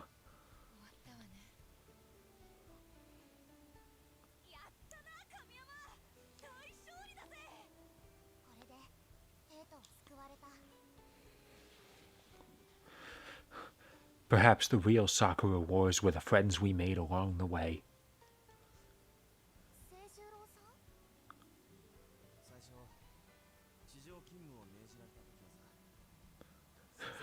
Oh, I wish I could remember. There's an Ace Attorney anime blooper, like at the end of the season where Phoenix is like reminiscing about everything. It's just Eric Vale going like, and I couldn't wait to be done with it because they're the most irritating fucks I've ever met in my entire life. Goodbye, Cleveland. Just imagining Kamiyama saying that after all this time.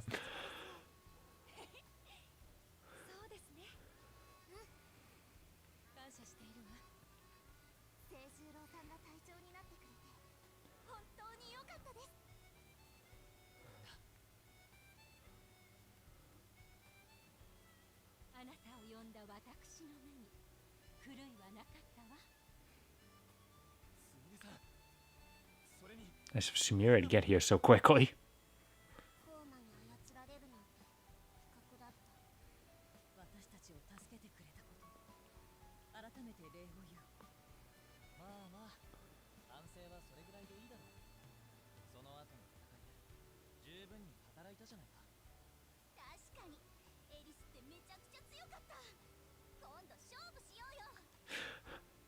First of all, is that the only thing you think about, Lancelot? And second, you have a sword, she uses guns. I feel like that's going to be a decently one-sided fight.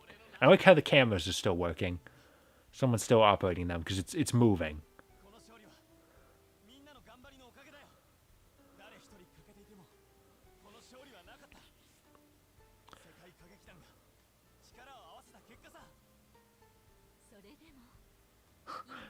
We could have won. We couldn't have won if even one of you wasn't there. I say as one member from each of the other combat reviews is missing. See, I say it's sad that those extra guys sat it out. But honestly, if the three of them teamed up, they could probably have killed him within a second and killed the Archdemon and brought everyone back. Like, they're just too powerful. They're holding themselves back in all of our other fights in order to be fair to their teammates. Listen, we don't know anything about those other guys. I just, as quietly as fuck it, as quietly as possible.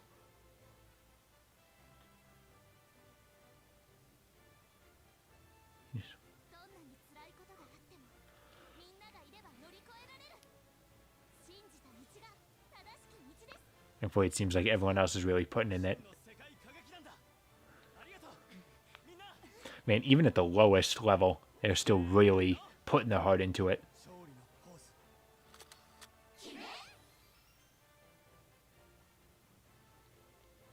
Look at that. Azumi gets to be front and center. Mostly because she's short and that's good film composition. How are we looking, everyone? Oh, God, it... Okay, legitimately, couldn't Sumire have been put, like, on the right side? Because there's just this empty spot over there on the right when there's people filling it on the left. They moved Sumire over there, it would have been more symmetrical.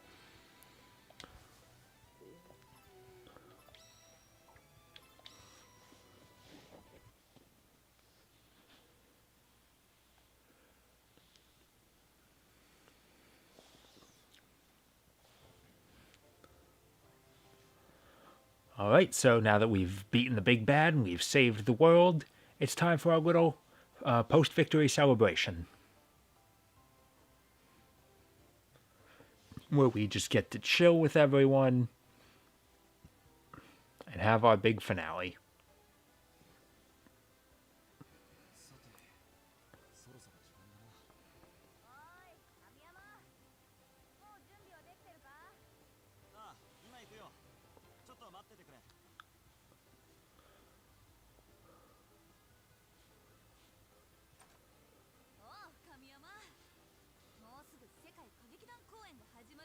Oh, now there's a pageant.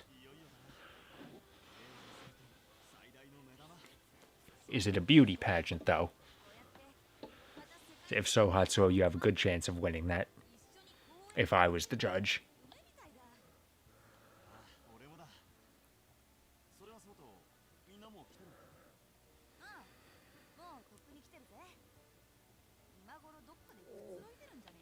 Probably loitering in our theater.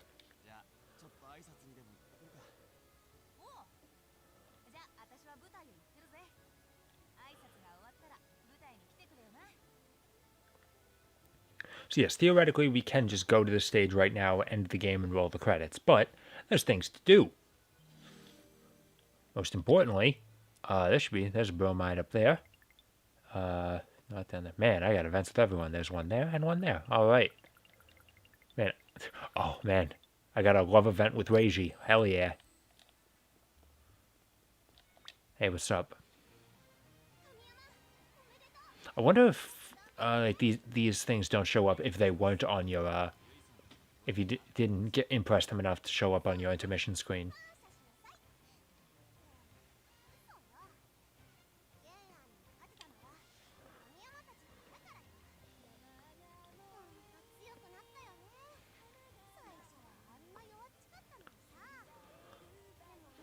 Started out weak. Oh man.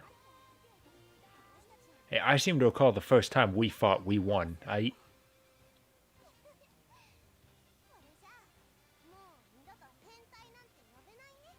there's nothing that says that those are mutually exclusive.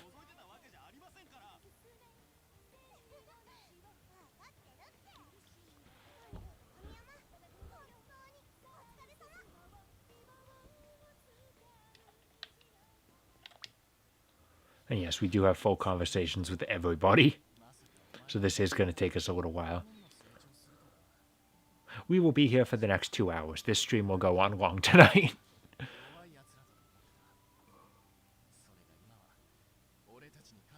Yeah, you made your stance known when you beat the shit out of Sakura. I ain't forgetting that. I am going to hold that over you forever.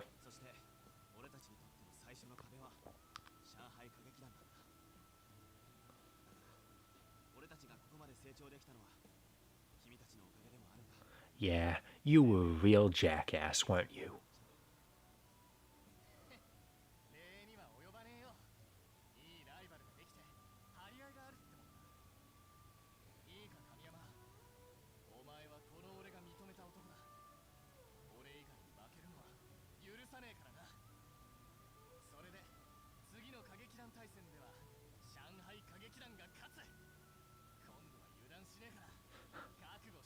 And I guess it's a good thing that we're going to dismantle your combat review wasn't a binding agreement. Arthur and Lancelot up there, everyone else just kind of hanging out in their rooms. Well, I at least got to see how Azumi's doing. Oh, what? Sumire, that's nice. I did it. I don't remember it being too hard. Maybe it took me a second try. It's been a couple weeks since I did the koi koi.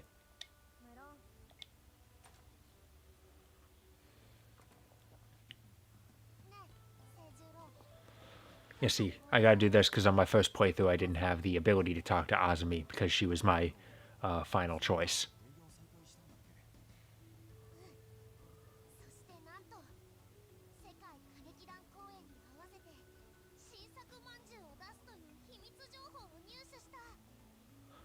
It's the best news I've heard all year.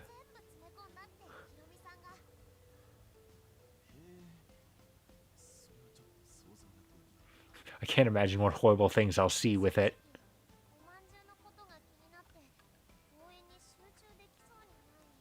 Honestly, kid, you might have a bit of a problem.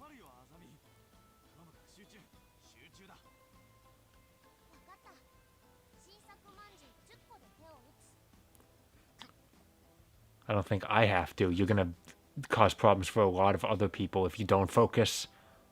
Oh, that hop was adorable. I forgive you.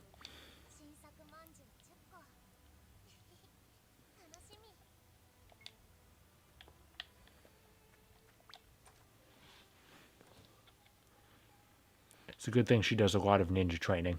Otherwise, she would get pretty fat. You gotta love that in the context of this game, we've just got these rooms that never get used. I understand they're there because the layout's the same as the old games, and the 8 members of the original combat review would be in those rooms, but man. I thought when I was playing it, like, oh, something's gonna be done with these rooms eventually. Like, nah.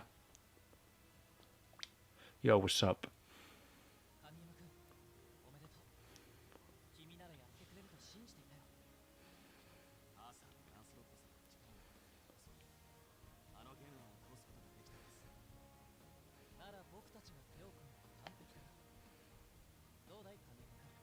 Now, what if after all of this I said yes?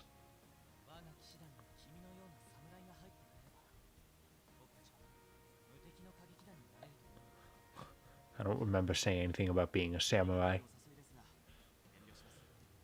That's more of a Sakura Wars 5 thing. For now. I'm not discounting the possibility I'll betray them all later.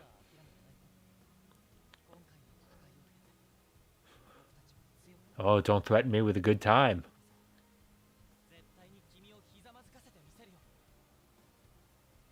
I'm looking forward to it.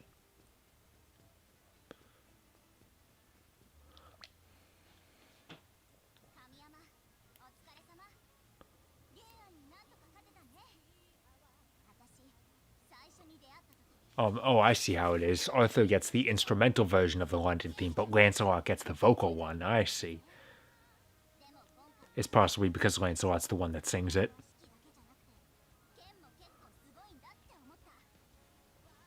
I also use 2 swords as well. It's like Lloyd says in Tales of Symphonia. If 1 sword is 100 attack power, 2 swords is 200. It's just mathematically better.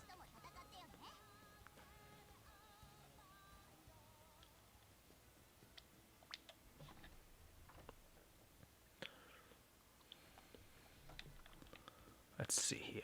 Somewhere up here. There it is. Someone left it on this seat. So yeah, that picture right there is Sakura's shy side. She was more than just this perfect woman.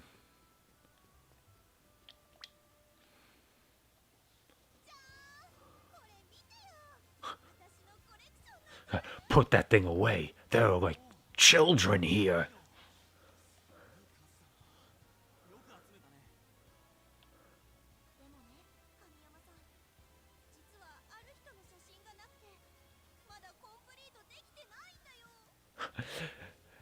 The unknown extra member of the Imperial Combat Review, Shemp. No one really remembers him.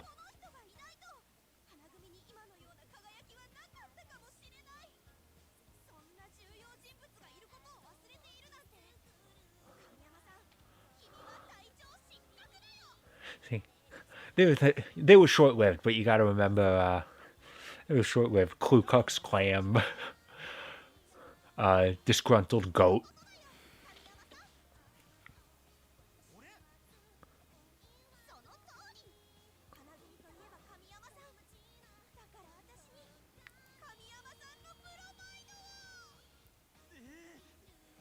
There are bromides of me, though.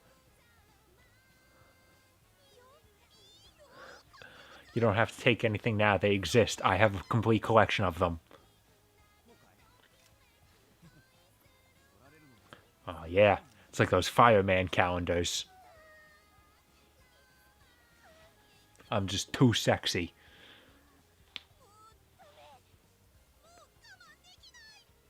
And it's about to turn even more into one of those. Now we're getting the after dark pictures.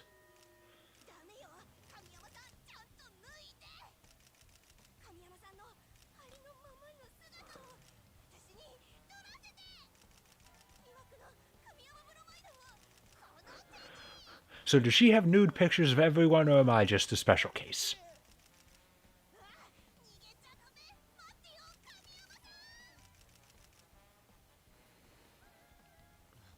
I didn't even know I was wearing those clothes underneath this. She must have really gotten some layers off.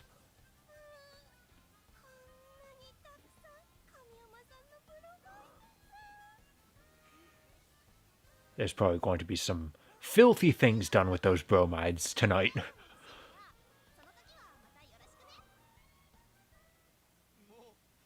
Yeah, gotta get the swimsuit variant.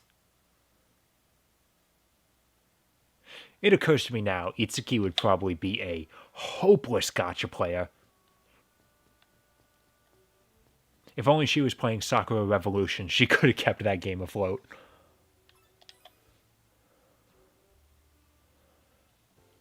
Instead, it's going under in about a month, after like less than a year running.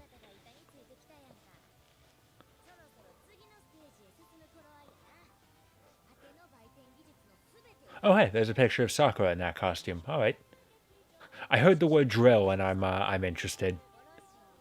I hear what I want to hear.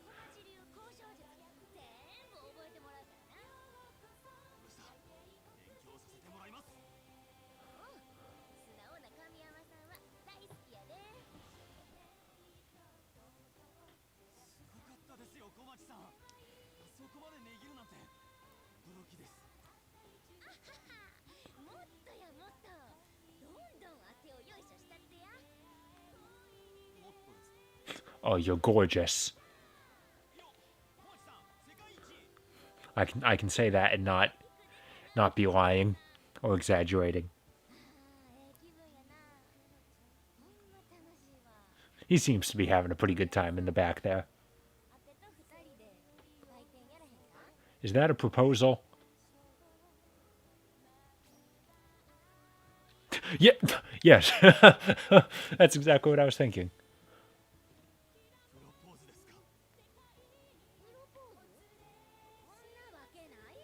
Alright, I will.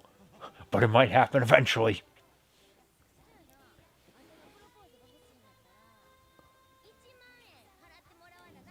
10,000 yen, that's about... It's like $100. That's not too bad. I understand it's like 1940s money. Now that's tempting. I think about the same thing whenever I think about marrying Anna from Fire Emblem. It's like, could I afford it? Anna's worth a lot.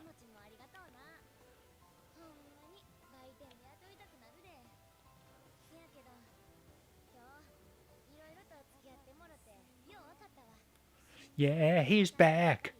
He's the man behind the mask. And he's out of control. He's back.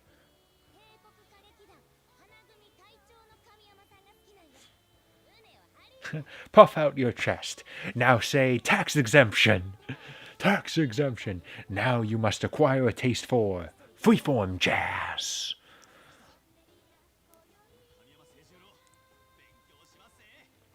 I'll haggle down your marriage price eventually.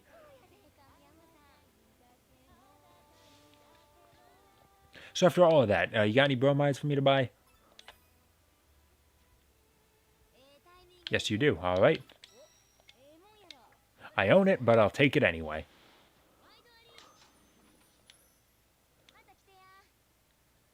Okay, there's one thing I want to check. No, I can't go anywhere.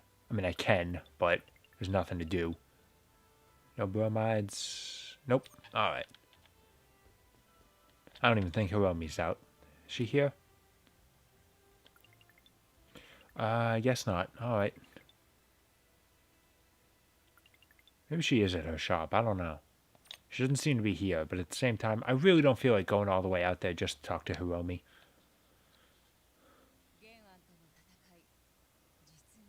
Oh man, Tekon isn't good enough to have a heart event for him? Come on. Just because he suggested matter-of-factly sacrificing his daughter?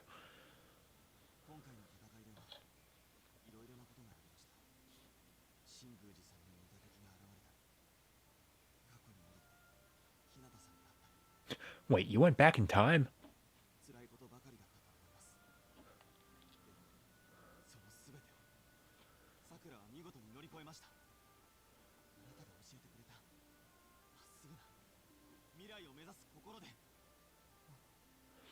Also probably an intense love for omurice.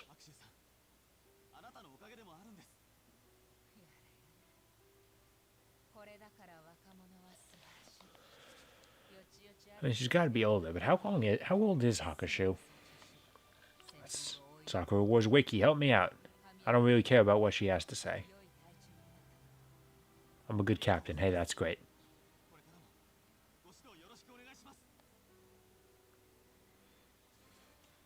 Let's see here. Hakushu is... we don't know how old she is. All right. She's a side character. I guess it's not important. We know how old Komachi is, which actually is a good thing. It allows us to confirm that she's legal.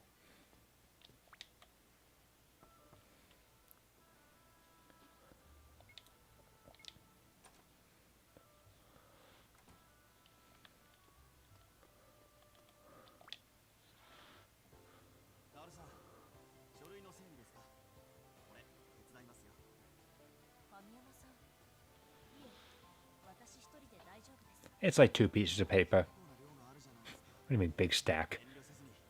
Is there something off to her side?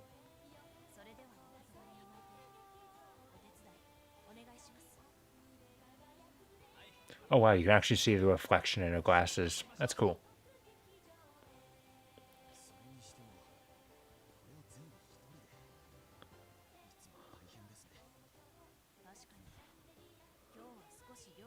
It's not like she has anything else to do.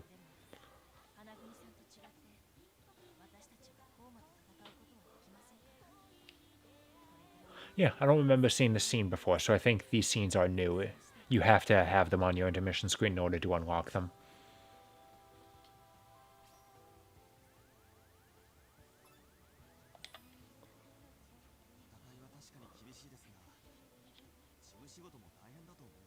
You ever accidentally staple your hand? I haven't, but I had a friend that did. He was just messing around with a stapler we had in our house, and he stapled himself in the palm.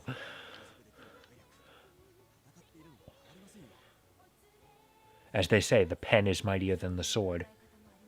I'm sorry, no, I said that wrong. The penis mightier. I'll take the penis mightier for 400, Alex.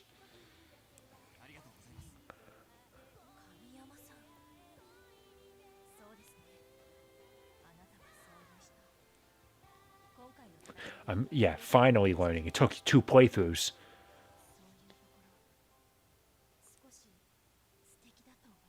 Yeah, don't go cheating on Sumire in your mind with me.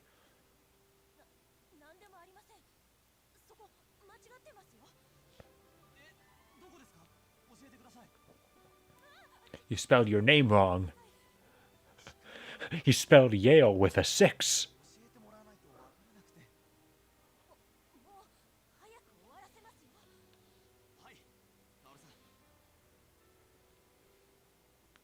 Doing a lot of ship keys with Kaoru. I'm sorry. Kaoru and Sumire is the one true pairing.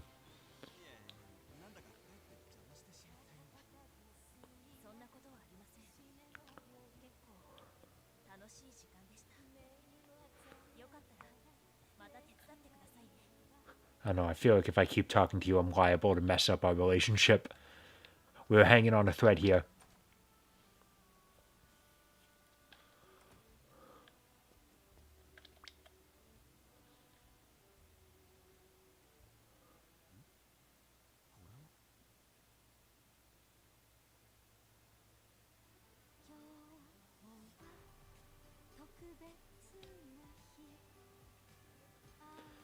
Now, is this a song that's in the older games? Is this like the credits theme from the first game? I don't know.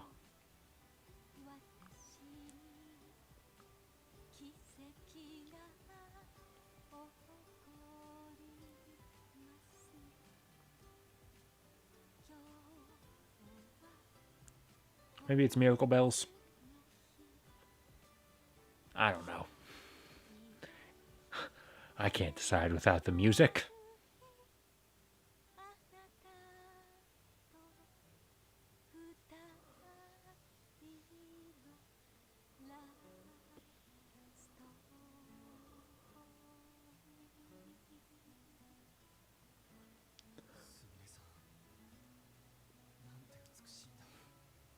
Do Free Bird.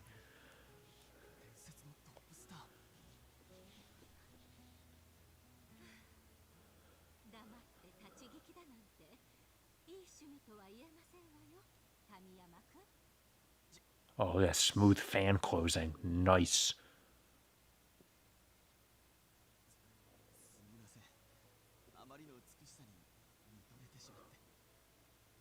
Oh.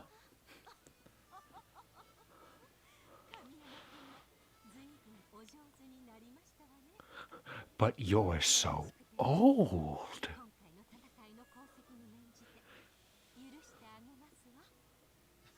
How old is Sumire in this game? I already closed the wiki page, damn it.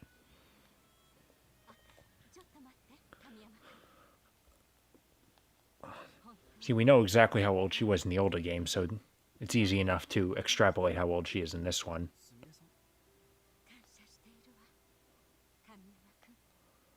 In this game, she is... Oh, 33.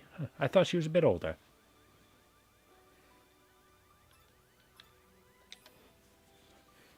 I figured she'd be, like, close to 40. That's probably not a nice thing to say, but... I am terrible at judging ages in these games. I'm just going to be honest with you. I think I told the story about how I grossly overestimated Kana's age. I was like, yeah, you're probably like 25. And she's like, I'm turning 19. It's like, ooh. In my defense, she's big. She is 6'6", all right? Which, I mean, don't get me wrong, that's hot as hell. Oh, man. Even after everything I did, I'm still in Ogami's shadow.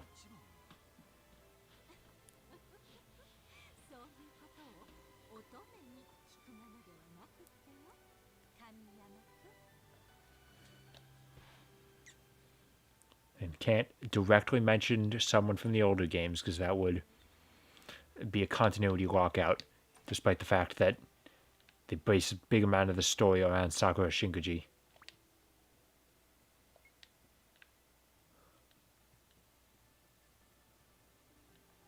Alright, where's the bromide? Where are you hiding it? There it is. Oh, of course, it's one of Sumire. And Ogami, so there you go.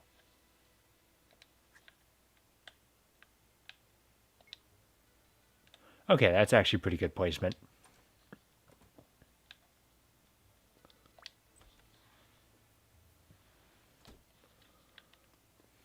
Hey, what's up, you two?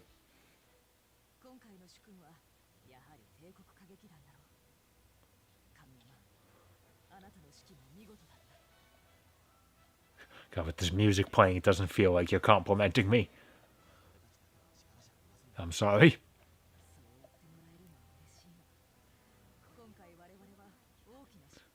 We got brainwashed. It sucked.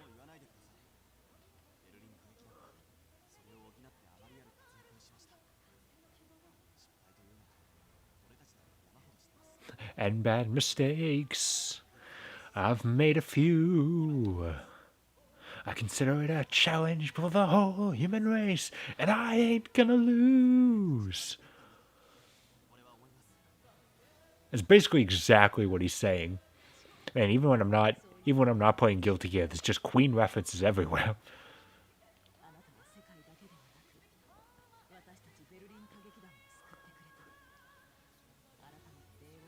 Now, of course, no game aside from, I think there is a Queen video game. No game aside from that is going to match Guilty Gear in terms of Queen references. Literally, the main character of this game, of Guilty Gear, Soul Bad Guy, his only listed like is Queen's Sheer Heart Attack album.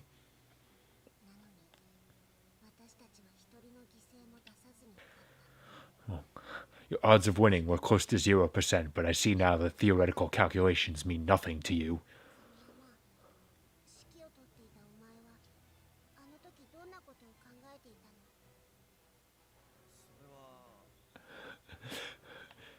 I'm going to be honest with you. Head empty.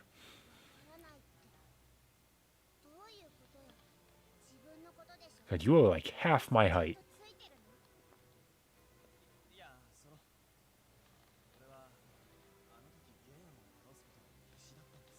Don't think, act. Act about this. I mean, while you're thinking, he's out there sparking. There's flames shooting out of his eye sockets.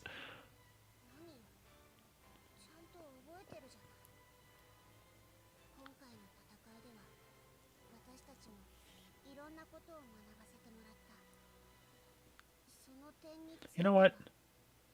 I think I am actually going to head down to Mikazuki and talk to Hiromi. Because I don't think I did that on my first playthrough, and that would count as an event. Though at the same time, I think she would have the heart. Oh, never mind. She is in there, and I completely missed her.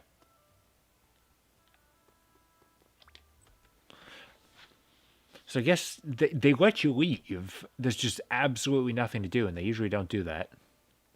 If there's nothing to do, then they just lock you out from leaving.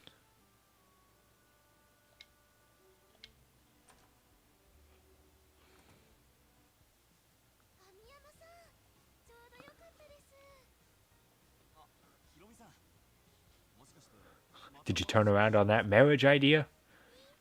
Sorry, I'm currently I'm currently trying to woo Komachi.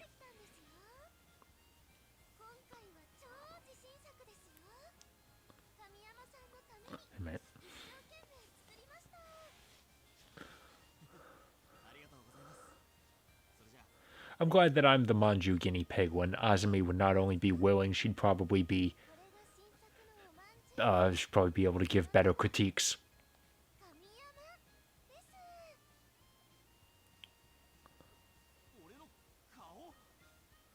Man, it's like those, like those rolls of cookie dough you get. I don't know if they still make them, but there's like tubes of cookie dough. You slice them and they're like faces or like a snowman. It looks like that. You've really captured the flavor of me.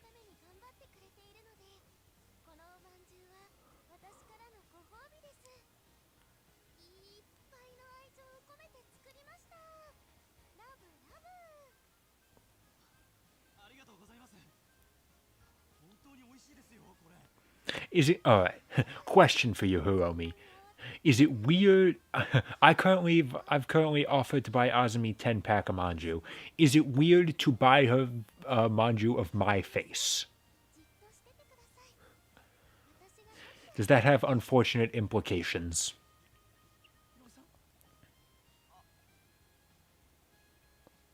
Okay, she should have just been licking it off. Taste of a liar.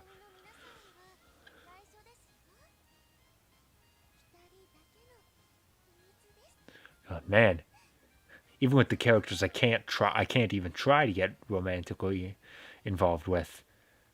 Kamiyama just got all the bitches. Should still be one more in the bath, one more bromide in the bath, and then of course, gotta go confess my love to Reiji.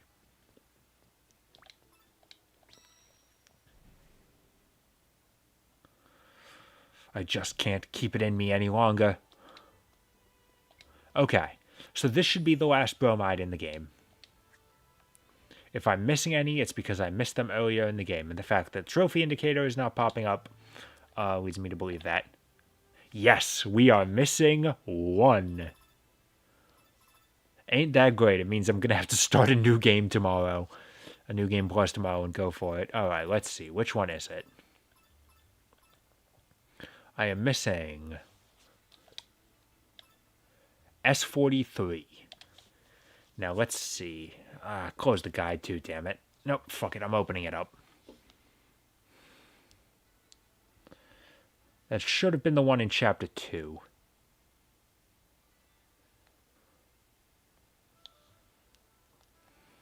Thankfully, this guide tells me exactly the numbers of all of them.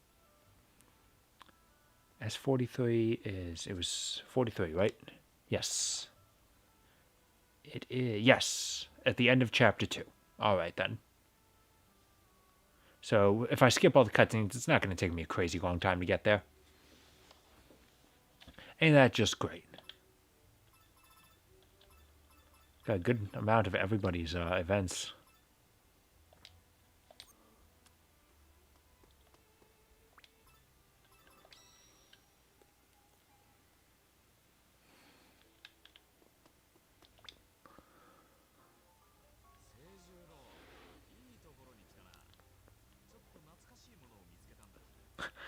Is that Tomatopotamus too? That's the best one in the series. Tomatopotamus never worked once he'd gone into 3D.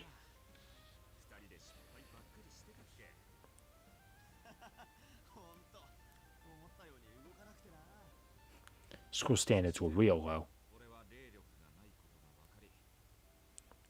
Okay, don't suddenly get all serious. Look at that blush on his face. as Reiji's arm is draped around him. Come on, it writes itself. I'm sorry. Also, I think your pipe is leaking over there. Looked like there was a gas haze.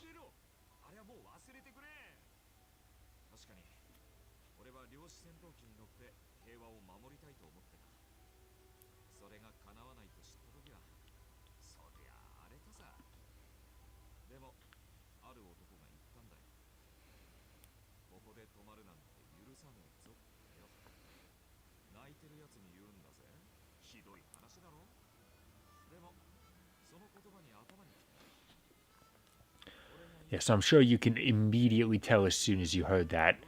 Like, oh, who said it to him? Like, I think it's very clear.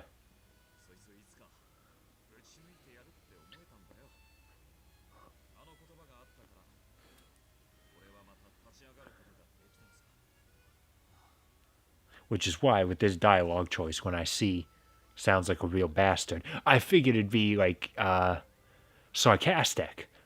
Like, Kamiyama knows, like, wow, you're a real bastard. Like, yeah, wow, who said that to you? Must have been a real asshole.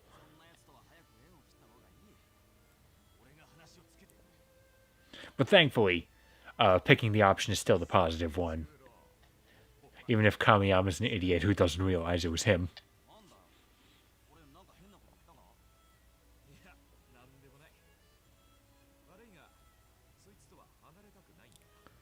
What the hell's with that like, haze effect? Like around his skin, it's like creating an outline of Reiji. It looked weird. See, I can replicate it. If you look at his face now, it's like despite the fact that it's behind him, it's creating an extra outline of him. It's weird. Alright, and that should be every event. Which means all that's left to do is that. And there's a secret event that I don't know where it is. Huh, I wonder what the hell this one I'm missing is.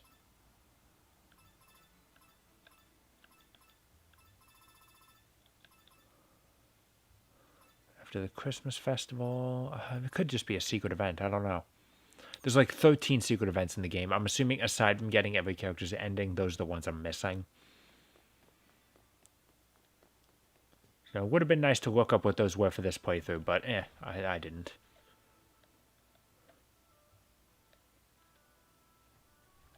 I'd look into it if I plan on doing a third full playthrough. Regardless of whether or not I was publishing it or not.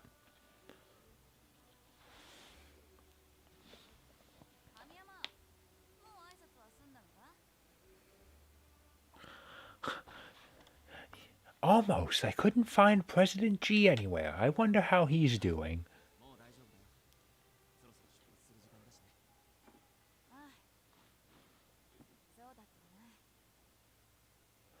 I mean, I wonder if since you can leave the theater and go to other places, I wonder if you could talk to, like, Yatansai.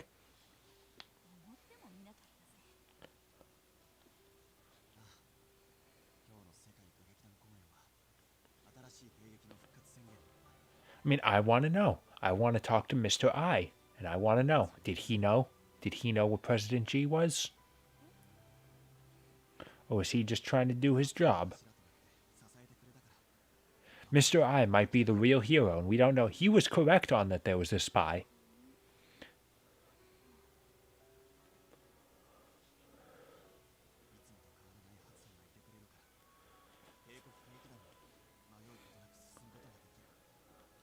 He's going to be the protagonist to the next game. Let's do it.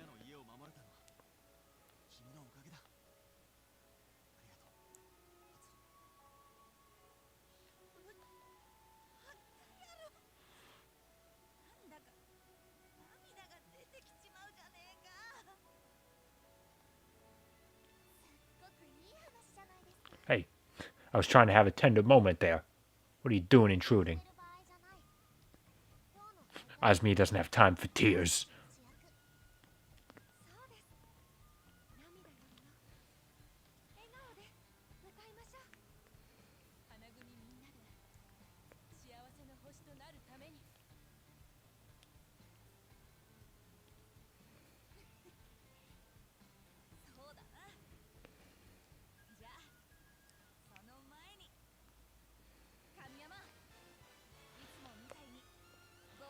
We already did our victory pose, though.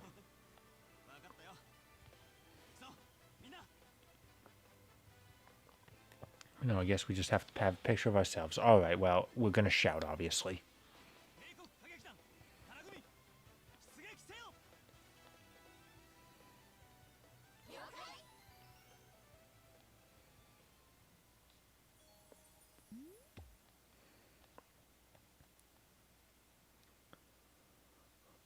And with that, we now get to see...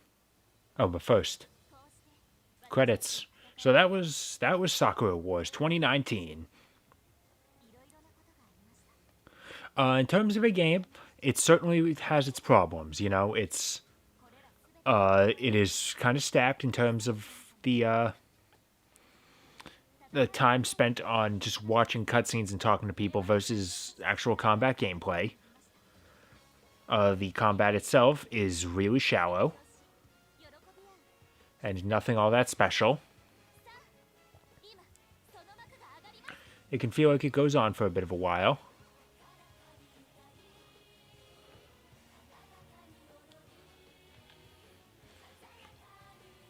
And it doesn't really do anything to push anything particularly along, I would say. It doesn't do anything new or special. But much like The Alliance Alive, it's a game that knows what it is and it does what it does well. Also give credit to the fact that it's a good revival of the classic Sakura Wars games. And it's because of this game that I was introduced to the older games. I got to play them. And now I'm a fan of Sakura Wars, and I have this game to thank for it. So now, where do we think the Sakura Wars series is heading from here? You know, we've got the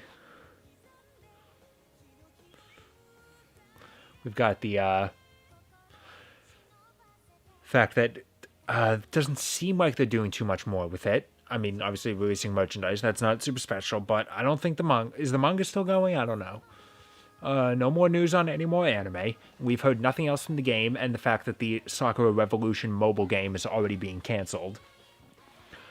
Which, to be fair, didn't seem like it had too much to do with like actual profitability. It just seemed like the developers were having a lot of issues, so they're just canning the game.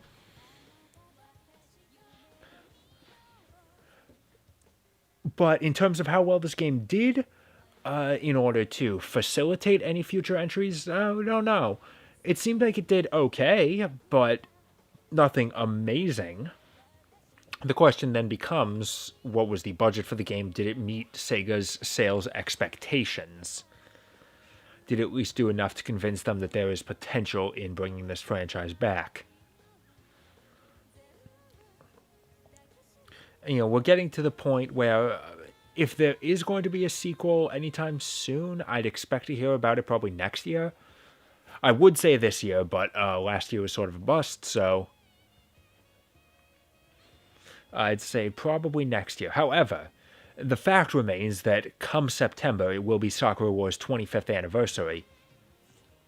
And do we think Sega is going to do anything about that now that they've at least gotten Sakura Wars back into the public consciousness?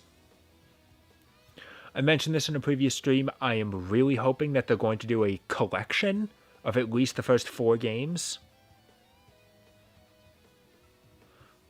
But because it's been so long since they've sold those 4 games, there is no modern console that has the ability to play them. Like, literally the most recent console that you can officially buy a Sakura Wars game for, aside from this one, is the Vita. Because you can download the ports of the first 2 games on the PSP. And even then, Sony is trying to just completely kill the digital store, so that wouldn't even be an option. So it'd be great for them to remind everyone what the old games were about, why they were such a big deal, and to get them finally released in English. Sega doesn't really do Japan-exclusive games anymore, it seems. And now that Capcom's out there saying, hey, we can release text-heavy games translated for the first time as part of a collection thanks to the Great Ace Attorney Chronicles, I don't think it's any impossible thing to ask for. Now, there's a chance that it wouldn't happen this year, because it just needs more development time, and even if it happened in Japanese, it definitely wouldn't be out in English this year, but I'd at least like to hear, like, they've got that big Sakura Wars music event, concert happening later this year. It'd be great if at that they announce, like, there will be a collection, and they could leave it there. That'd be fine. I understand, it's a bit of a, it's a bit of a stretch. It's a bit of a pipe dream, I know, but I want it.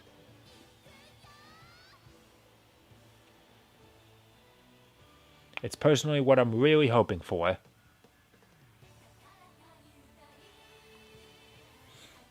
Well, glow sticks around in 1940.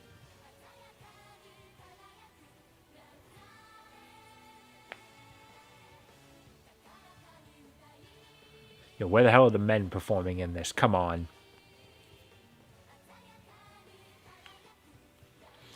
But regardless, even if this game didn't do enough to...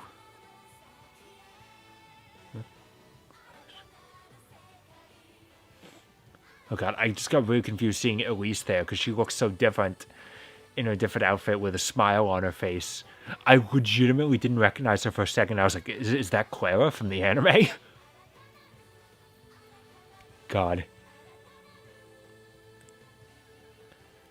Yes, even if this game doesn't get a sequel, I think it is a fun little moment that happened. And I recommend it, and I recommend the rest of the Sakura Wars series.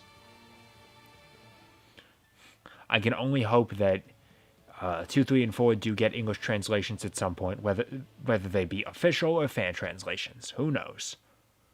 I can only hope it happens because I like this series and I want to see more of it.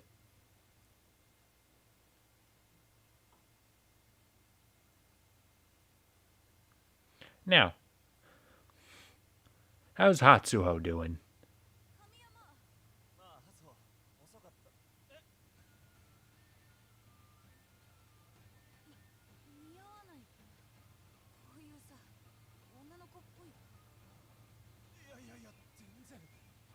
You really gotta go with that red aesthetic, huh? I mean, it's pink, but it's still sort of a red.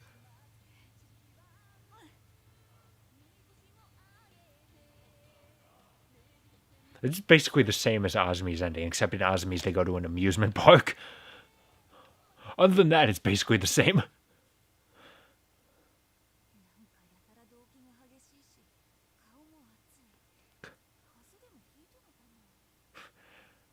It's called an erection. Either that or malaria, but don't worry, they have shots for everything now.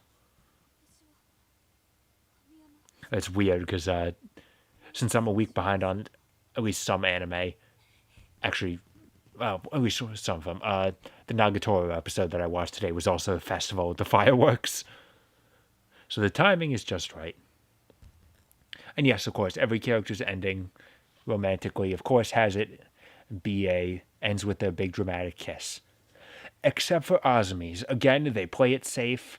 It's just Azumi falls asleep leaning against him and whispers, "I love you." So it's still suggesting romantically, but it doesn't go as far. You know, probably good on them. All right then. So now, that's one more trophy I've earned. And come tomorrow, I'm probably going to have it all done tomorrow, but either way, tomorrow I got to work on, I load my save data, I redo the 3 other, get the 3 other endings, and at the same time get there, except for Anastasia, get there, use the team attack 5 times. So that's about 5 trophies left to earn, and then it should just be the, get all bromides that I'm missing, and there I have to start a new game and just keep going on that. Thankfully, as we said, clear data was saved. I can just continue from that at any point.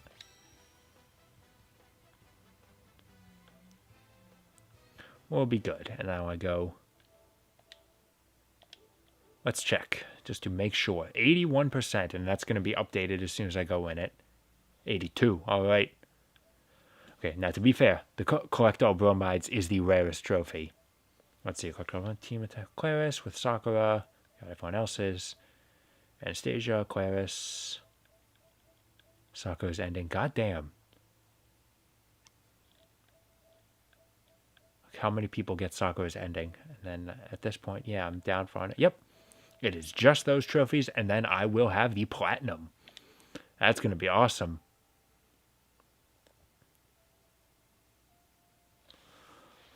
So, all right, guys. What do we have to look forward to now that we finish this game? Well, I'm not 100% sure if I'm going to be 100% honest. I know what the next thing I'm going to do is. The question is, am I going to do it?